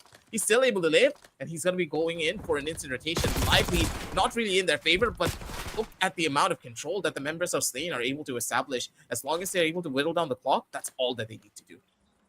That's tough, though. Still 3 ticks needed towards this B side. One of the hardest control points to get in the whole game as the offensive side. And Tricksters, they're showing us why. So many angles as Mortem makes them pay a 4 dead for Tricksters at a great time. B Street fully under their control, and they're going to get that spawn trap going. They've got an opportunity here. Good kill from Rome to get us going. Mortem and Elixir combining for 4. An opportunity taken right out of the hands of Slain. This one is going to go the way of Tricksters. 3 lives left, and they're stuck in spawn. It would be an absolute miracle if Slain pull this one off, but Bull will fall down to Spanky and Rain, the last 2 up. And their positions already spotted out, already noted, already known as Elixir. Will grab another one. There's the last of the round. Tricksters, they'll take a 2-0 lead in the control. A great textbook defense round out of them. This is a beautiful game being done by them as well. Speculation was right when it comes down to the side of control. The members of Trickster just really showcasing how the map control really will help out a team being able to take this game mode for themselves. You can tell that Tricksters, they look to be in a lot more... They're pretty much in their own element, while for the members of Slain, they're just looking a little bit lost in a lot of these fights. You can tell they're not really their usual selves. And in a lot of ways, they expect this map maybe to not go in their favor. Playing for the next S&D possibly could be the case, but with Mortem overheating a little bit there with a jump out, he does get shut down here. And finally, the members of Slain are able to capitalize, shut down the frags, being able to get this early capture for themselves. Slain, they're looking to cause a lot of problems and try to bleed out these lives as quickly as they possibly can from the members of Trickster.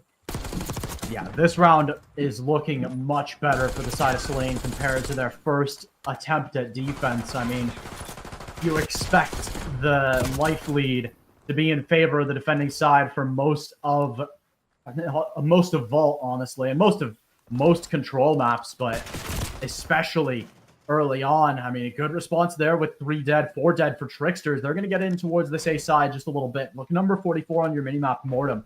Looking to hit that long route through B Street, trying to make something happen on B. That's the true decision maker in this series, is how much can they get going towards this B side as Spanky. Top Art still trying to make something happen. Still getting some progress. Spanky, though, will not be ripped off that angle that easily, as that'll be still only a 1 life lead all of a sudden for Slain. They got a great response for the side of Tricksters, as that'll be the A site falling. Mortem will clean up the last one. As a 3 streak now for Elixir to keep things rolling for the side of Tricksters. They've got to get art control, and they have it. Look at Eclipse on your minimap. He's going to get at least some great opportunities here. But look at Slain. They know it. They're going together. They have this time. Look at number 7. They're giving them so much time to work off of. Rain still staying alive in the back end. Gets a kill before getting traded down. A huge play from him to give his team time to reclaim that art control. And now, with the lives dwindling, Tricksters, this round gets so much harder. Volk, he's actually going to be able to get away with murder there. Being able to find 1 more frag is going to be big for his entire team. Lead still in their favor. Volk does find another one, but Mortem, he instantly answers back in kind. One after the other, they're able to get this hold out. Again, they need to go in towards the point soon enough. Mortem, again, that raid boss that we all have to worry about. Pretty much the biggest thorn on their side has to be Mortem, be able to sneak in through a lot of these flanks. Looking at the positions here already, you can see that number 2 on the minimap already trying to go in for the rotation, but immediately gets caught out by Spanky, I do believe, in towards the back. This is beautifully done, coming out from the members of Slain. 3 lives remaining, still a chance and an opportunity. 27 seconds left on the clock to try and get onto the point. The members of Slain, they are the ones that have the advantage, so they don't have to do much here. Yeah, it's just going to be an absolute funnel in and a takedown here. Tricksters 2 left. And, I mean, almost a full B to go. They will not get far. Tricksters, they get shut down, but this is where things start to change. Slain, they're going to have to win this offense round. And depending on how they do it, they might have to win a second. I mean, if they get 5 to 6 ticks on this round, I do believe they win the tick advantage. So they'll have the defense for round 5. This upcoming round is going to decide so much about the rest of this series. I mean, obviously, this could end the series on map 3 for Tricksters, and an opportunity to send us to another vault instead on hardpoint with another chance to prove what they've got. Let's see where this is going to go for this particular team. So Tricksters, this next game mode's not going to be that easy for them, especially on hardpoint, knowing how Slain loves to play. But once again, it seems as though Slain, they're not yet ready to give up on this particular map. They're still fighting for it. Early on the round, these JC is going to be able to find one more, instantly get traded out though from Mortem, but Rain, present and ready, doesn't want to allow his teammate to get shut down as quickly as possible. They have full control here over towards A. They're able to establish it, and with the ticks now going through, the prediction might just come through here, Graf. Still, this is the easy part for Slain. You've got to eventually find a way to beat that B side. Look at the great flank from Mortem, though. Gets a good stagger onto the progress towards this A side. Bolg trying to stay alive, trying to do his best, but Mortem and Elixir will find those two still. On the outside looking in is Slain. They have no life advantage any longer as that dips immediately down. And it's still a full B to go. 2 ticks on A will make that a little bit easier, but still an opportunity to drain lives for the side of Tricksters. But look at Slain. They're going to try to pump fake in towards this B side. They get a couple players going A, and now they have an opportunity. First tick found, second tick on the way. Oh Big shot from Lord, JC. Can't get number 3, though, as Eclipse still out towards the car will get taken down. They finally get in position here for Tricksters. 2 ticks too late, but they're here in time to stop the full capture. Now back to A. Go Slain, and they're going to look to try to finish this up. Look at the manipulation on the map. They're trying to keep this through. Elixir wins a huge 1v1, but it's not enough as he gets traded down, and the A will follow. Almost complete on the B as well. They sneak it in the back end. No way! Slain. What is that? A spawn out at a bad time. They force it and they take advantage. Slain. That is a attack round on Vault like I haven't seen in a while. Oh, the masterclass and a half. They utilized pretty much 100% of the raid for that one. Being able to isolate out multiple different targets, force the aggro from the side of Tricksters over towards B, and instantly send one person who was respawning, mind you, in towards the A side to go in for that capture, and he was able to get into a proper position, so he was able to defend against the one player from Tricksters who had the respawn close enough to try and contest towards A. This was beautiful, to say the very least. Members of Tricksters, they probably just didn't have the comms going and flowing for their side. They were expecting, oh, they're just going on towards B, we'll just kill them. But no, that's not really the case. And now that Slain, they have the momentum under their belt. They just need to fight this forward. But Eclipse, he's not letting this one build up as quickly as you would have hoped for. Volg comes in strong once again. And once more, the members of Slain, they're at a very significant advantage already when it comes down to the overall positioning. Yeah, the biggest advantage is that they get this defense side. That is a huge piece, especially after dropping 5 ticks and a round in the first round. I mean, up 3 lives, they are the ones expected to take this one home from this position. They just have to convert from here. Like, they're able to grab a good trade there onto JC low. Mortem gets a great kill onto Rain. That's an opportunity to try to push forwards here. If you're Tricksters, look at number 3 on your minimap, Eclipse. He's got top art. He's got to keep it, though. Look at Volg. He's trying to make something happen. Has to find this kill. The rest of the team, do they realize this hill? It's falling. They've got to get their way over here, and they do. Saving the tick as well. Rome in position, trying to make something happen, but JC rips him off. That's an opportunity wasted as Rain and Spanky, they continue to fry. Now up 8 lives in the spawn trap warring. An opportunity for Slain to shut this one down quick. Number 2 on your minimap does leak through the spawn trap, but I don't even think Slain care right now. They're more than happy to just bleed lives from here. Ticks are irrelevant. Once he touches B, though, you got to start thinking twice. That's the place you got to try to hold on to with all your might if you're Slain right now. Tricksters, I don't even hate the play to bum rush B from this position as their A players get absolutely eviscerated. And JC with the car bomb finds one. Mortem, the last chance here for our Tricksters. He's got to stay up here towards our... He needs help, though. He has to touch. They get onto the A side to freeze the timer, but it's not enough as they get ripped off B. So many lives down. They've got to play almost perfect from here. Spanky, what a chow. That is 3 seconds left, and there's just not enough time. Slain, it looked close, but they'll take it at the end. 3-2 and 3-0 in the series. Oh, the generational comeback coming through from them. Tricksters just could not mount up a comeback whatsoever after losing out on those last 2 rounds. The idea was good, but Slain, they did the exact same thing beforehand when you think about it. And pretty sure that Slain is not going to fall prey to their own tricks at the end of the day, and the Tricksters just were not able to pull something out of the hat that could have worked up against members of Slain.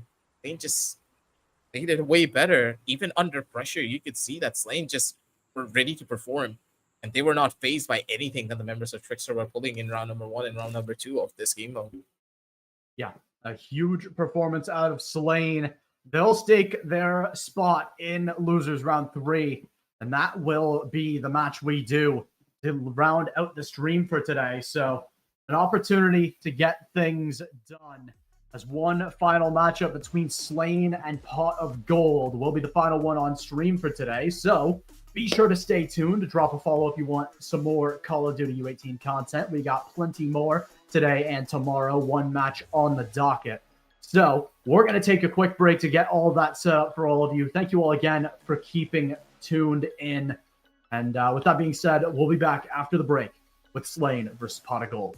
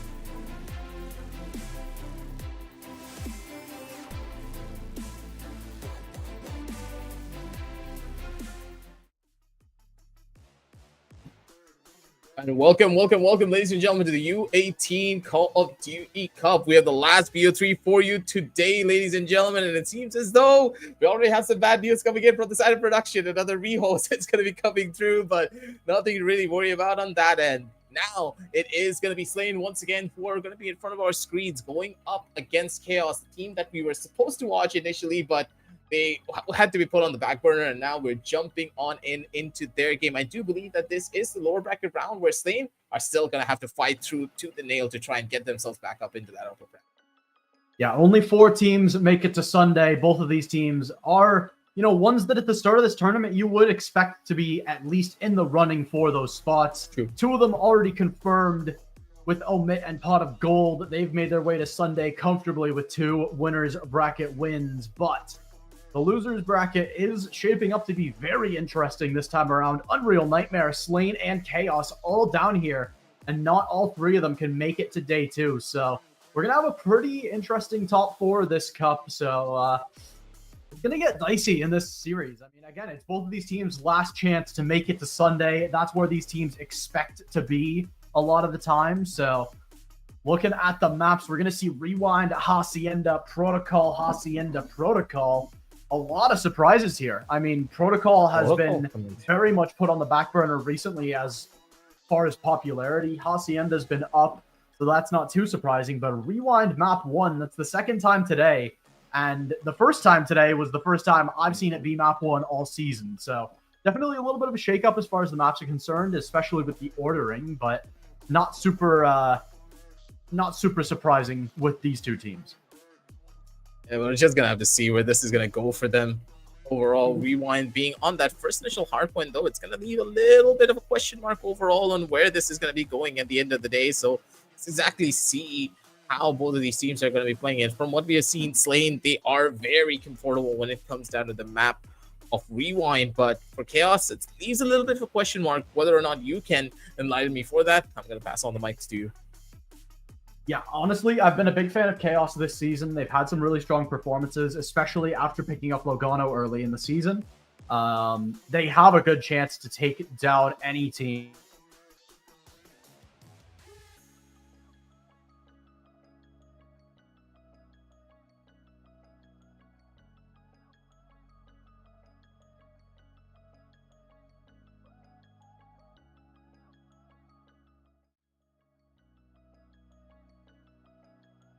Shape up as far as standings. I mean, you expect certain teams to drop out early. You expect certain teams to make late runs, and that's 2 of these teams that I would have expected to make it to Sunday, but one of them obviously isn't making it there, and these are the matches that end up being some of the most intense.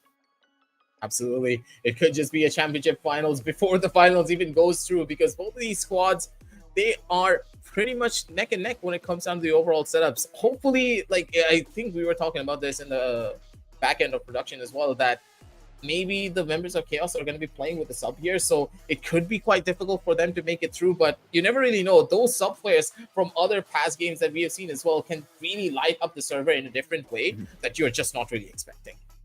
Yeah, sometimes swapping it up like that, the new perspective you get from a substitute can be great, but sometimes it's what causes a little bit of conflict in the communication, in the, the protocol. Sometimes there's situations you have that you don't even have to talk to your teammates. You just know what they're going to do. Absolutely. You know them that well. And sometimes with a substitute that gets disrupted, sometimes they slot in nicely. So if that is the case for Chaos, I mean, I know I saw it in the first series before we unfortunately had to hop off of that one. Potentially halfway through, they do get their full main roster ready to go, but this is a match where you really hope that's the case for Chaos. I mean, by no means, even with a substitute, are they out of it, but it's going to be a tough one regardless, as I do believe they're going to need a little bit more time here. Oh, I lied. Never mind. I'm every so single happy time, to be a liar. Hey, sometimes that's just why I say it, Sometimes you got to jinx it for it to come true, but I mean, I'm curious what you think as far as prediction. I'm going to go for a 3-2 Slain victory here. What's your prediction, Aggressive? I'm going 3-1 for Slain, especially from the map pickups that we did see. I think Protocol might be the most difficult one for Slain to try and break their neck into, but you never really know, right? Because especially with how the flow goes and how Slade plays as a team, they really thrive upon momentum. The more momentum that the team has, the better they're going to be able to play by snowballing out of control. But Chaos, how will they handle that momentum? How will they put a stop to it? It's all going to be a lot of question marks, to say the very least, because this first map carries a lot of weight, not just for the entire series, just because you're able to get one up onto the board on this BO5, but just on that overall pacing and confidence for both of these teams.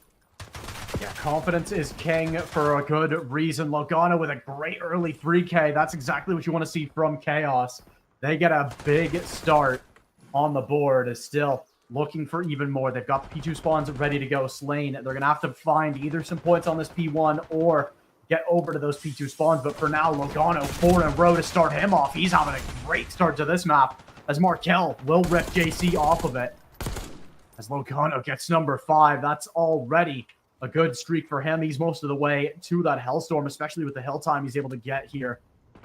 So he's got an opportunity. He's going to get flanked up here. Number 7 and 8 on your minimap. They have to make a play here to get these P2 spawns. This long wrap gives up a lot of time on P1. 40 seconds on P1 is really impressive, and they get completely shredded. Chaos. Yikes. It is all coming up their end right now. What a play early on map 1.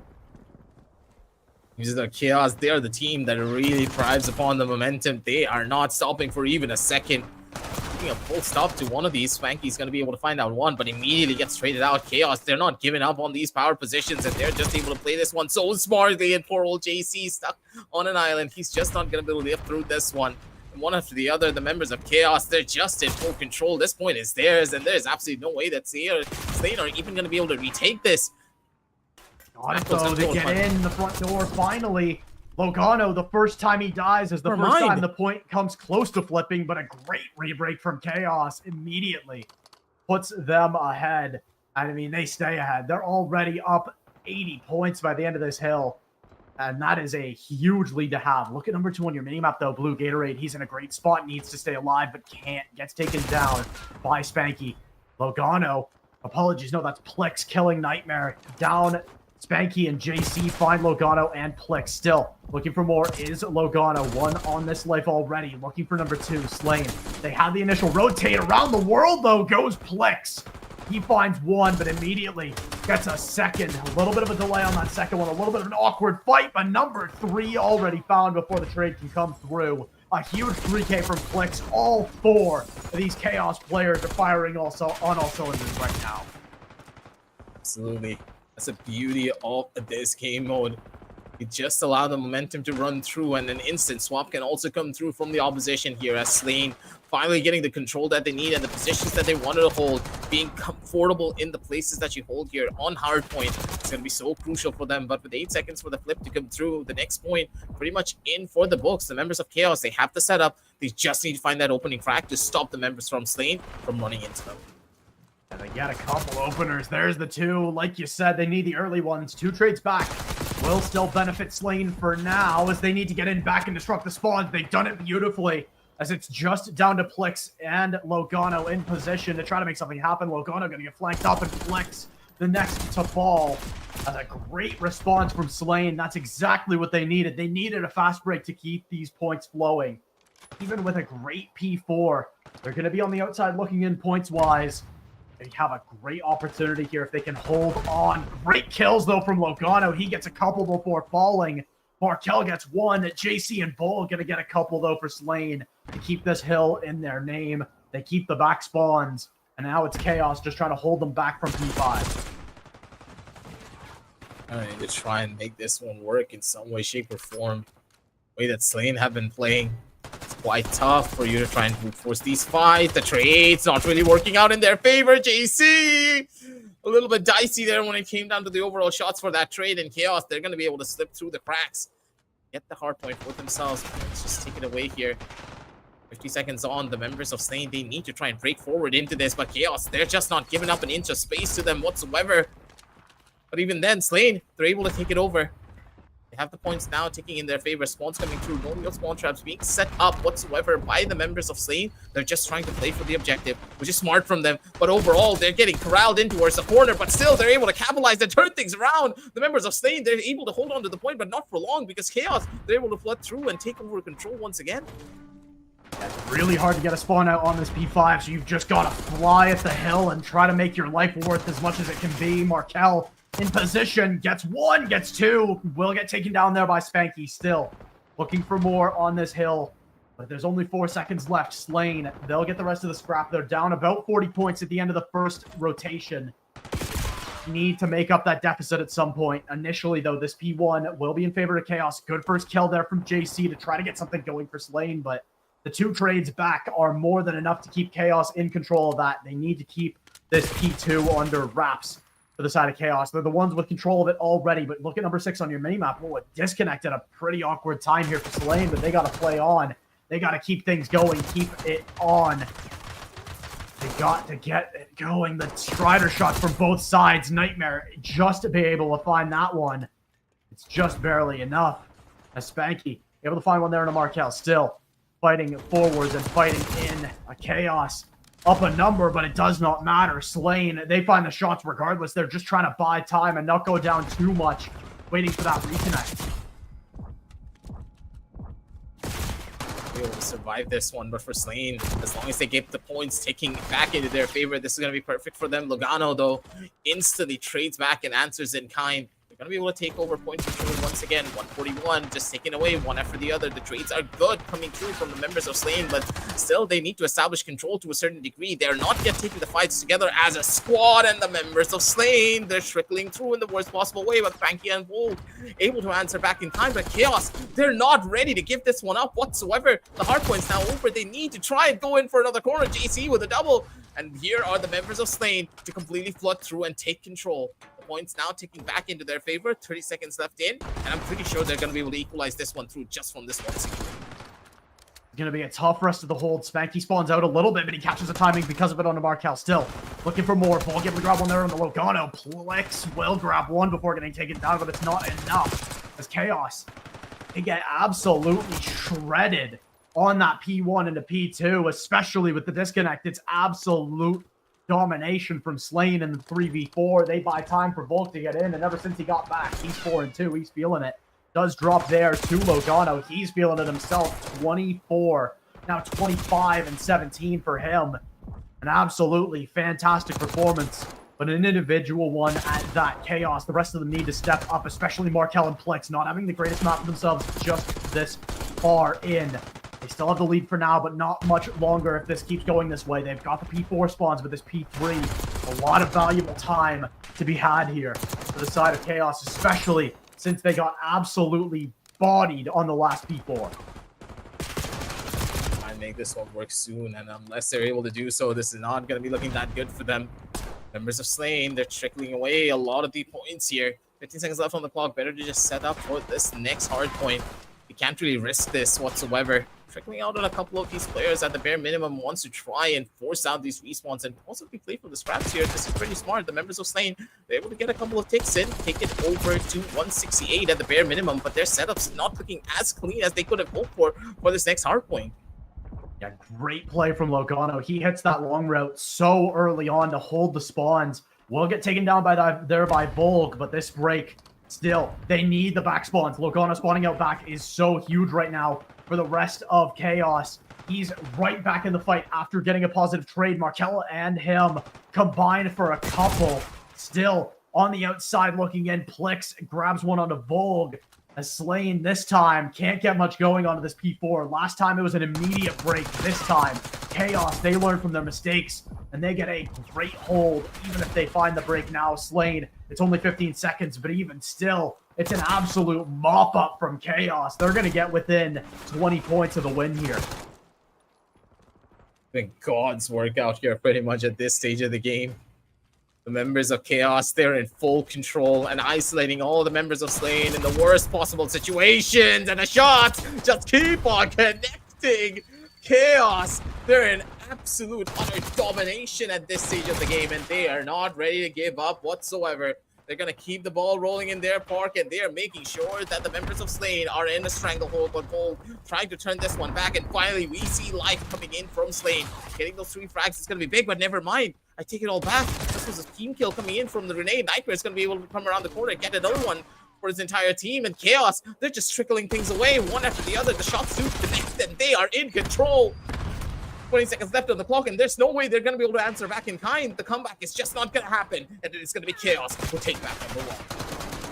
Yeah, big first map out of Chaos. I mean, an unfortunate disconnect at one point for Slain, but you got to roll with the punches. They had a great sequence, even down a player, but they couldn't quite extend it over the whole map. A big 75-point margin of victory there for Chaos is exactly what they needed. And I mean, they're coming into the series after taking a loss to Pot of Gold. I mean, that's a tough series to lose in the winner's bracket. Your day could have been over, but now you've got to keep fighting. You've got to reach into your bag and try to make something happen. Unfortunately, Volg, after that reconnect, he had a good start, but just couldn't get anything going. I mean, Chaos, they put their foot on the gas about halfway through that map.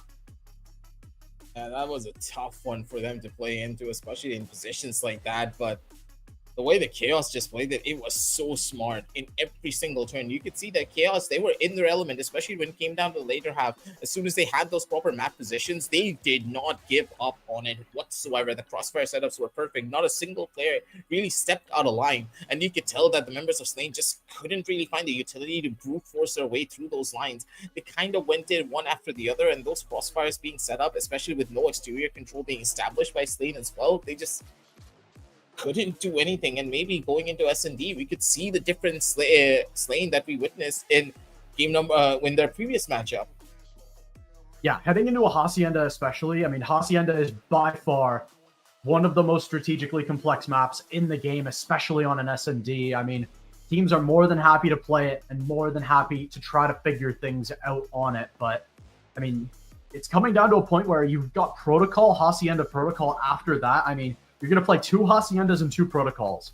You know that right now. I mean, obviously, there's a mix of modes in there. You're going to get a Hacienda Proto on S&D if we get to a map 5, but you've got to expect at this point in the series, if you're Slain, that this is going to go 5. You've got to find your 3. Where are they going to be? That's up to you, but you've got to find one of them soon. I like to your strong points because I do believe that the members of Slain, they just play a little bit better when it comes to the overarching strategy of a particular map. So games such as Control and also in S&T, they should be in their own element, but we haven't really seen Chaos on these particular maps as well now, have we? You have pretty much. It's your favorite team, seemingly, so they should be in the winner's bracket for this very particular margin. But for Chaos, loss, just as you stated, is just going to haunt them up till the very end of this game as well. And unless they're able to channel that anger and that frustration up against the members of Slain, especially on S&D, it's going to be difficult. Yeah, I think heading into Hacienda, the early rounds are going to mean a lot for both of these teams, especially Slain. Would love to get some early rounds under their belt, or that momentum is going to start building for Chaos. Again, I mention it time in, time out, a million times a stream. I know it's a joke now, but this U18 league is all about momentum. Again, that's the thing with these U18 players. They're young. They have so much fire. But if that goes awry, I mean, if something starts going wrong, it takes a really strong voice on your team to pull the mental back into sorts. As now, heading into this map too, Slain, they're the ones that need to change something up. We're on Hacienda now. They've got an opportunity to do it. This is going to be working out well for them. It's Chaos already up and over, in control, trying to go in for the hit here already. You can tell all their players are just primed and ready for this first initial hit. The 1-for-1 trade now going in their favor. This is a lot more of a tactical approach compared to a lot of the other teams that we witnessed from today. S&D meant to be played out in such a slow fashion. They do get the bomb planted, though, as Slain, not really playing for the objective here, do get caught out in a retake situation, and this is going to be a difficult one for them to break into, considering the amount of information that the members of Chaos are able to gain. Yeah, look at Markel. I mean, he's in such an advanced position that he catches one sleeping. Logano going to grab one as well. Second on the round for him, and it's up to Nightmare in a 1v3. A lot to do, and he's not even going to be able to get it started. Chaos, they have a great first round, especially after Slain got that first blood onto Plix. I mean, that is one way to start a map if you're Chaos. 3K from Logano, just like the last one started with him on a hot streak. Absolutely. Chaos is just the king of momentums at this point, and I didn't really notice this, but 3 members of Chaos are running the exact same skin on all of their characters. Now that is going to be a confusing feat, especially for the members of Slain if they're able to catch him off. But at the end of the day, Chaos, they just look to be so much more coordinated when you look at the way that they're playing. They're not really afraid to take a lot of these fights, but now that they're on the defensive side, let's see how that coordination is going to help them here. Already first kill coming through. The trades are just perfect. The members of Slain in control. They take down 2, and that's almost perfect for them. Chaos, they now need to retake themselves in towards this B side. A little bit of an awkward fight there. Plex wasn't able to find a huge fight that could have tried to flip the round, but Slain, they'll comfortably slide into a 1-1 tie-up here in S&D. That's exactly where they wanted to find themselves, not in the order they wanted to, but a great second round out of them will continue to keep this series more than close. I mean, that first map, as much as it was a 75-point differential, some of those hills got close quick. So a lot of these opportunities are going to come down to some thin margins, so you're more than happy to win a round where you've got the numbers more than in your favor. See where this is going to go for them here as well.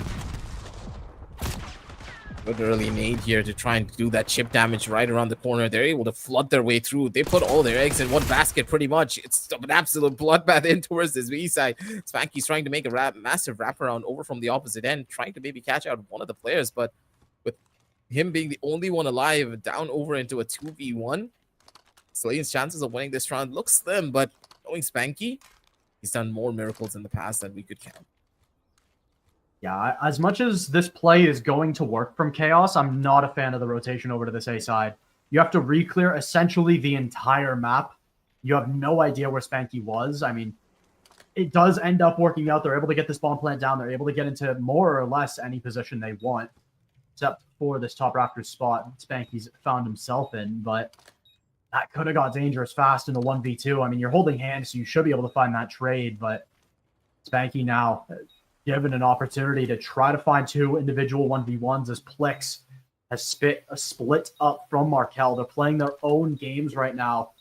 Sometimes that's what you need to bleed the clock, as that clock really starts to go and starts to become a problem. You're going to need a solid amount of time, and there's just not enough left. I mean, Slain sort of play themselves out of this round. Ooh, dangerous gunfight to try to go for.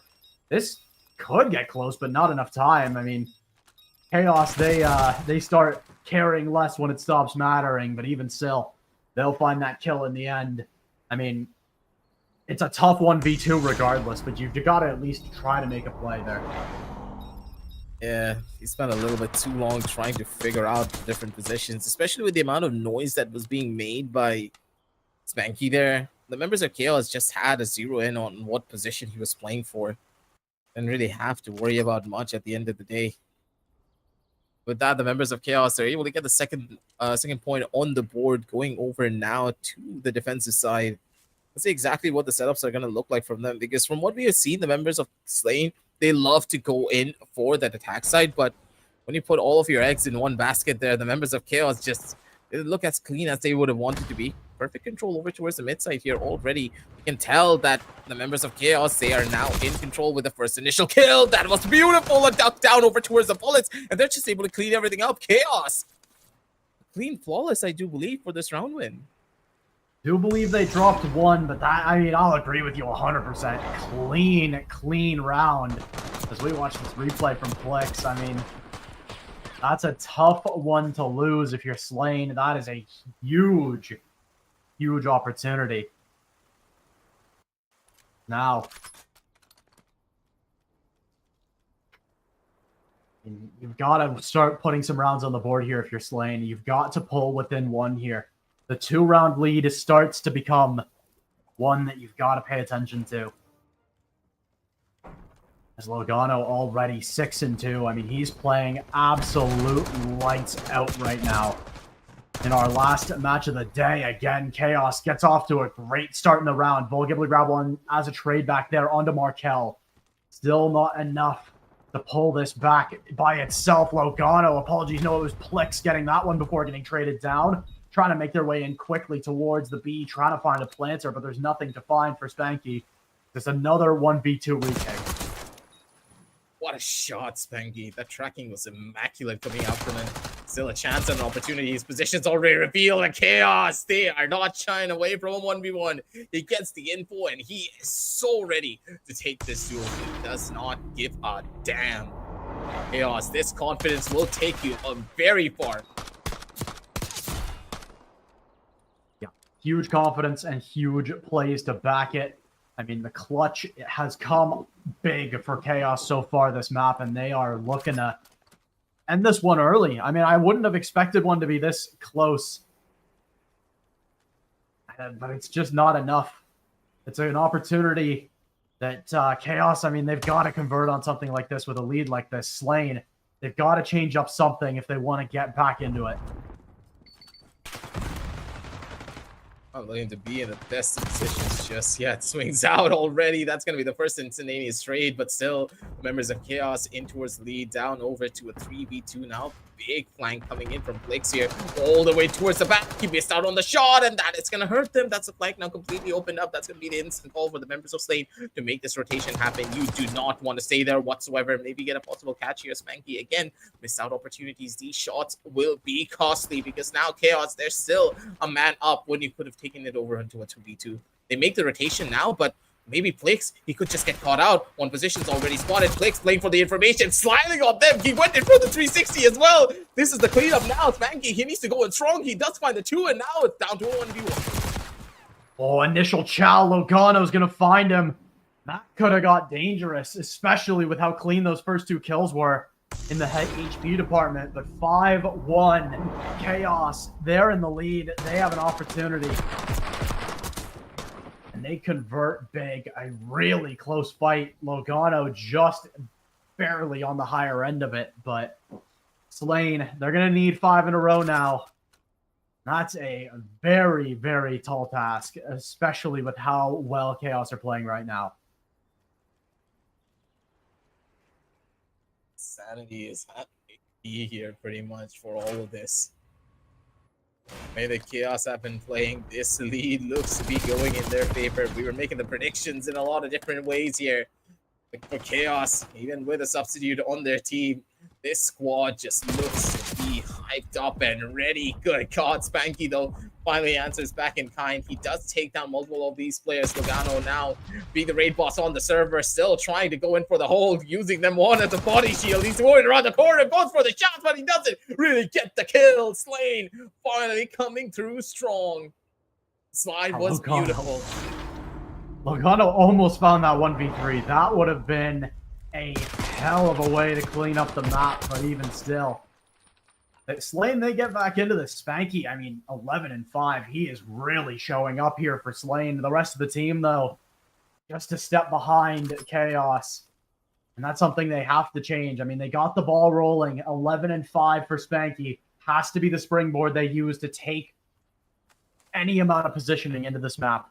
I mean, you know you're heading to protocol control. It's not a map that a lot of these teams really like playing. It turns out to be just defender rounds winning over and over again a lot of the time. You don't want to go into a dicey map like that down 0-2 if you're Slain. I'm gonna need to question where this is gonna go now. Already the members of Slain losing out on a key member here. Oh, pretty much one of those players that you want to have on your side, but Flix being able to find out too. It's all up to Spanky once again. 11-5, the raid boss on the server for the side of Slain. Now stepping up to the plate, his position already revealed, and a quick slide down from the side of Chaos to finish things off. That is the second map for you, ladies and gentlemen. The members of Chaos, they take this victory in a very decisive fashion. Surprised, not exactly, but we expected a little bit more of a closer fight from the members of Slain. Yeah, I mean, I predicted 3-2 for Slain, but I mean, obviously still possible. We got half of that prediction done, but it's going to have to be a reverse sweep for Slain from here, and this just doesn't look like the same team we saw earlier today. Obviously, stiffer competition in Chaos, but they just look much less comfortable. And it could be partially due to map choices, could be partially due to, again, it's been a long day. This is their 4th series of the day. So a lot of COD to play and a lot still hopefully to come as Slain heading into a map 3, Protocol Control, one of the least played control maps in general at the moment. So an opportunity to show the depth of their map pool to try to pull something out. Absolutely. And don't forget, these players are, of course, under 18, so they're not going to be as ready to play on these large-scale tournaments, especially when the series are this long. You just stated it yourself. This is their 4th series here in the tournament scale, where the pressure is high, the action is constant. You need to keep the communication flowing 24/7. And if you miss out on any of your comms at any moment, you're going to make those mistakes. Your team is not going to be on the same page, especially after so many series. We have seen this in multiple other games that a team that is pretty much destined to win in a tournament, they play like 3 other series. They come to the last series that they need to win out on to try and even make it over to that championship. They just lose out on it because they can't take that victory. They just don't have that energy anymore. And I'm pretty sure that the members of Slain just can't really find it in them. Yeah, it's tough. I mean, obviously, no series is over till it's over, especially between Sure. two teams like this, but it's a tough scene to try to fight back from if you're Slain. You know you're going to have to go back to a Hacienda. I mean, thankfully, it's going to be Hardpoint instead. Something a little bit faster, something that plays a little bit more into Slain's wheelhouse, but you've got to get through this control on Protocol first, and I call it a coin flip. Obviously, it's always a lot more complicated than that, but Protocol is, again, it's the least popular, control map in U18 for a very, very good reason. A lot of these teams are A, sick of it, and B, it turns into a defender's paradise on a majority of the times it's played between 2 close teams. So someone's got to buck that trend and make something happen. Just gonna just see where this is gonna go at the end of the day, because this particular map could easily be the kryptonite for the side of Slain, especially if they're not able to coordinate properly. Considering Chaos, they just love to take fights. Chaos looks closer to a myth than any of the other teams that we have seen here today, especially with the speed at which they take their gunfights and the confidence that they're willing to show in a lot of these fights. So in a lot of ways, they could easily take this victory, but at the same time, on control, we have seen Slain up against Tricksters pull off a generational comeback to go from a 2-0 all the way up to a 3-2 by going in for a completely different set strat that we haven't really seen in a long time on Bolt. So the smart plays are there. They're utilizing a large portion of their wits to try and take these victories, but up against Chaos, wits alone is not going to be able to take you wins. You need to have that confidence to take those duels and come out on top. Yeah. I mean, 2 teams guaranteed their spot in Sunday, 4 still battling for the last 2 spots. We're going to decide who gets those spots after a bit of a break. Looks like these teams need a little bit longer to go before this map comes to fruition. So we'll be back after a quick break with map 3 after this.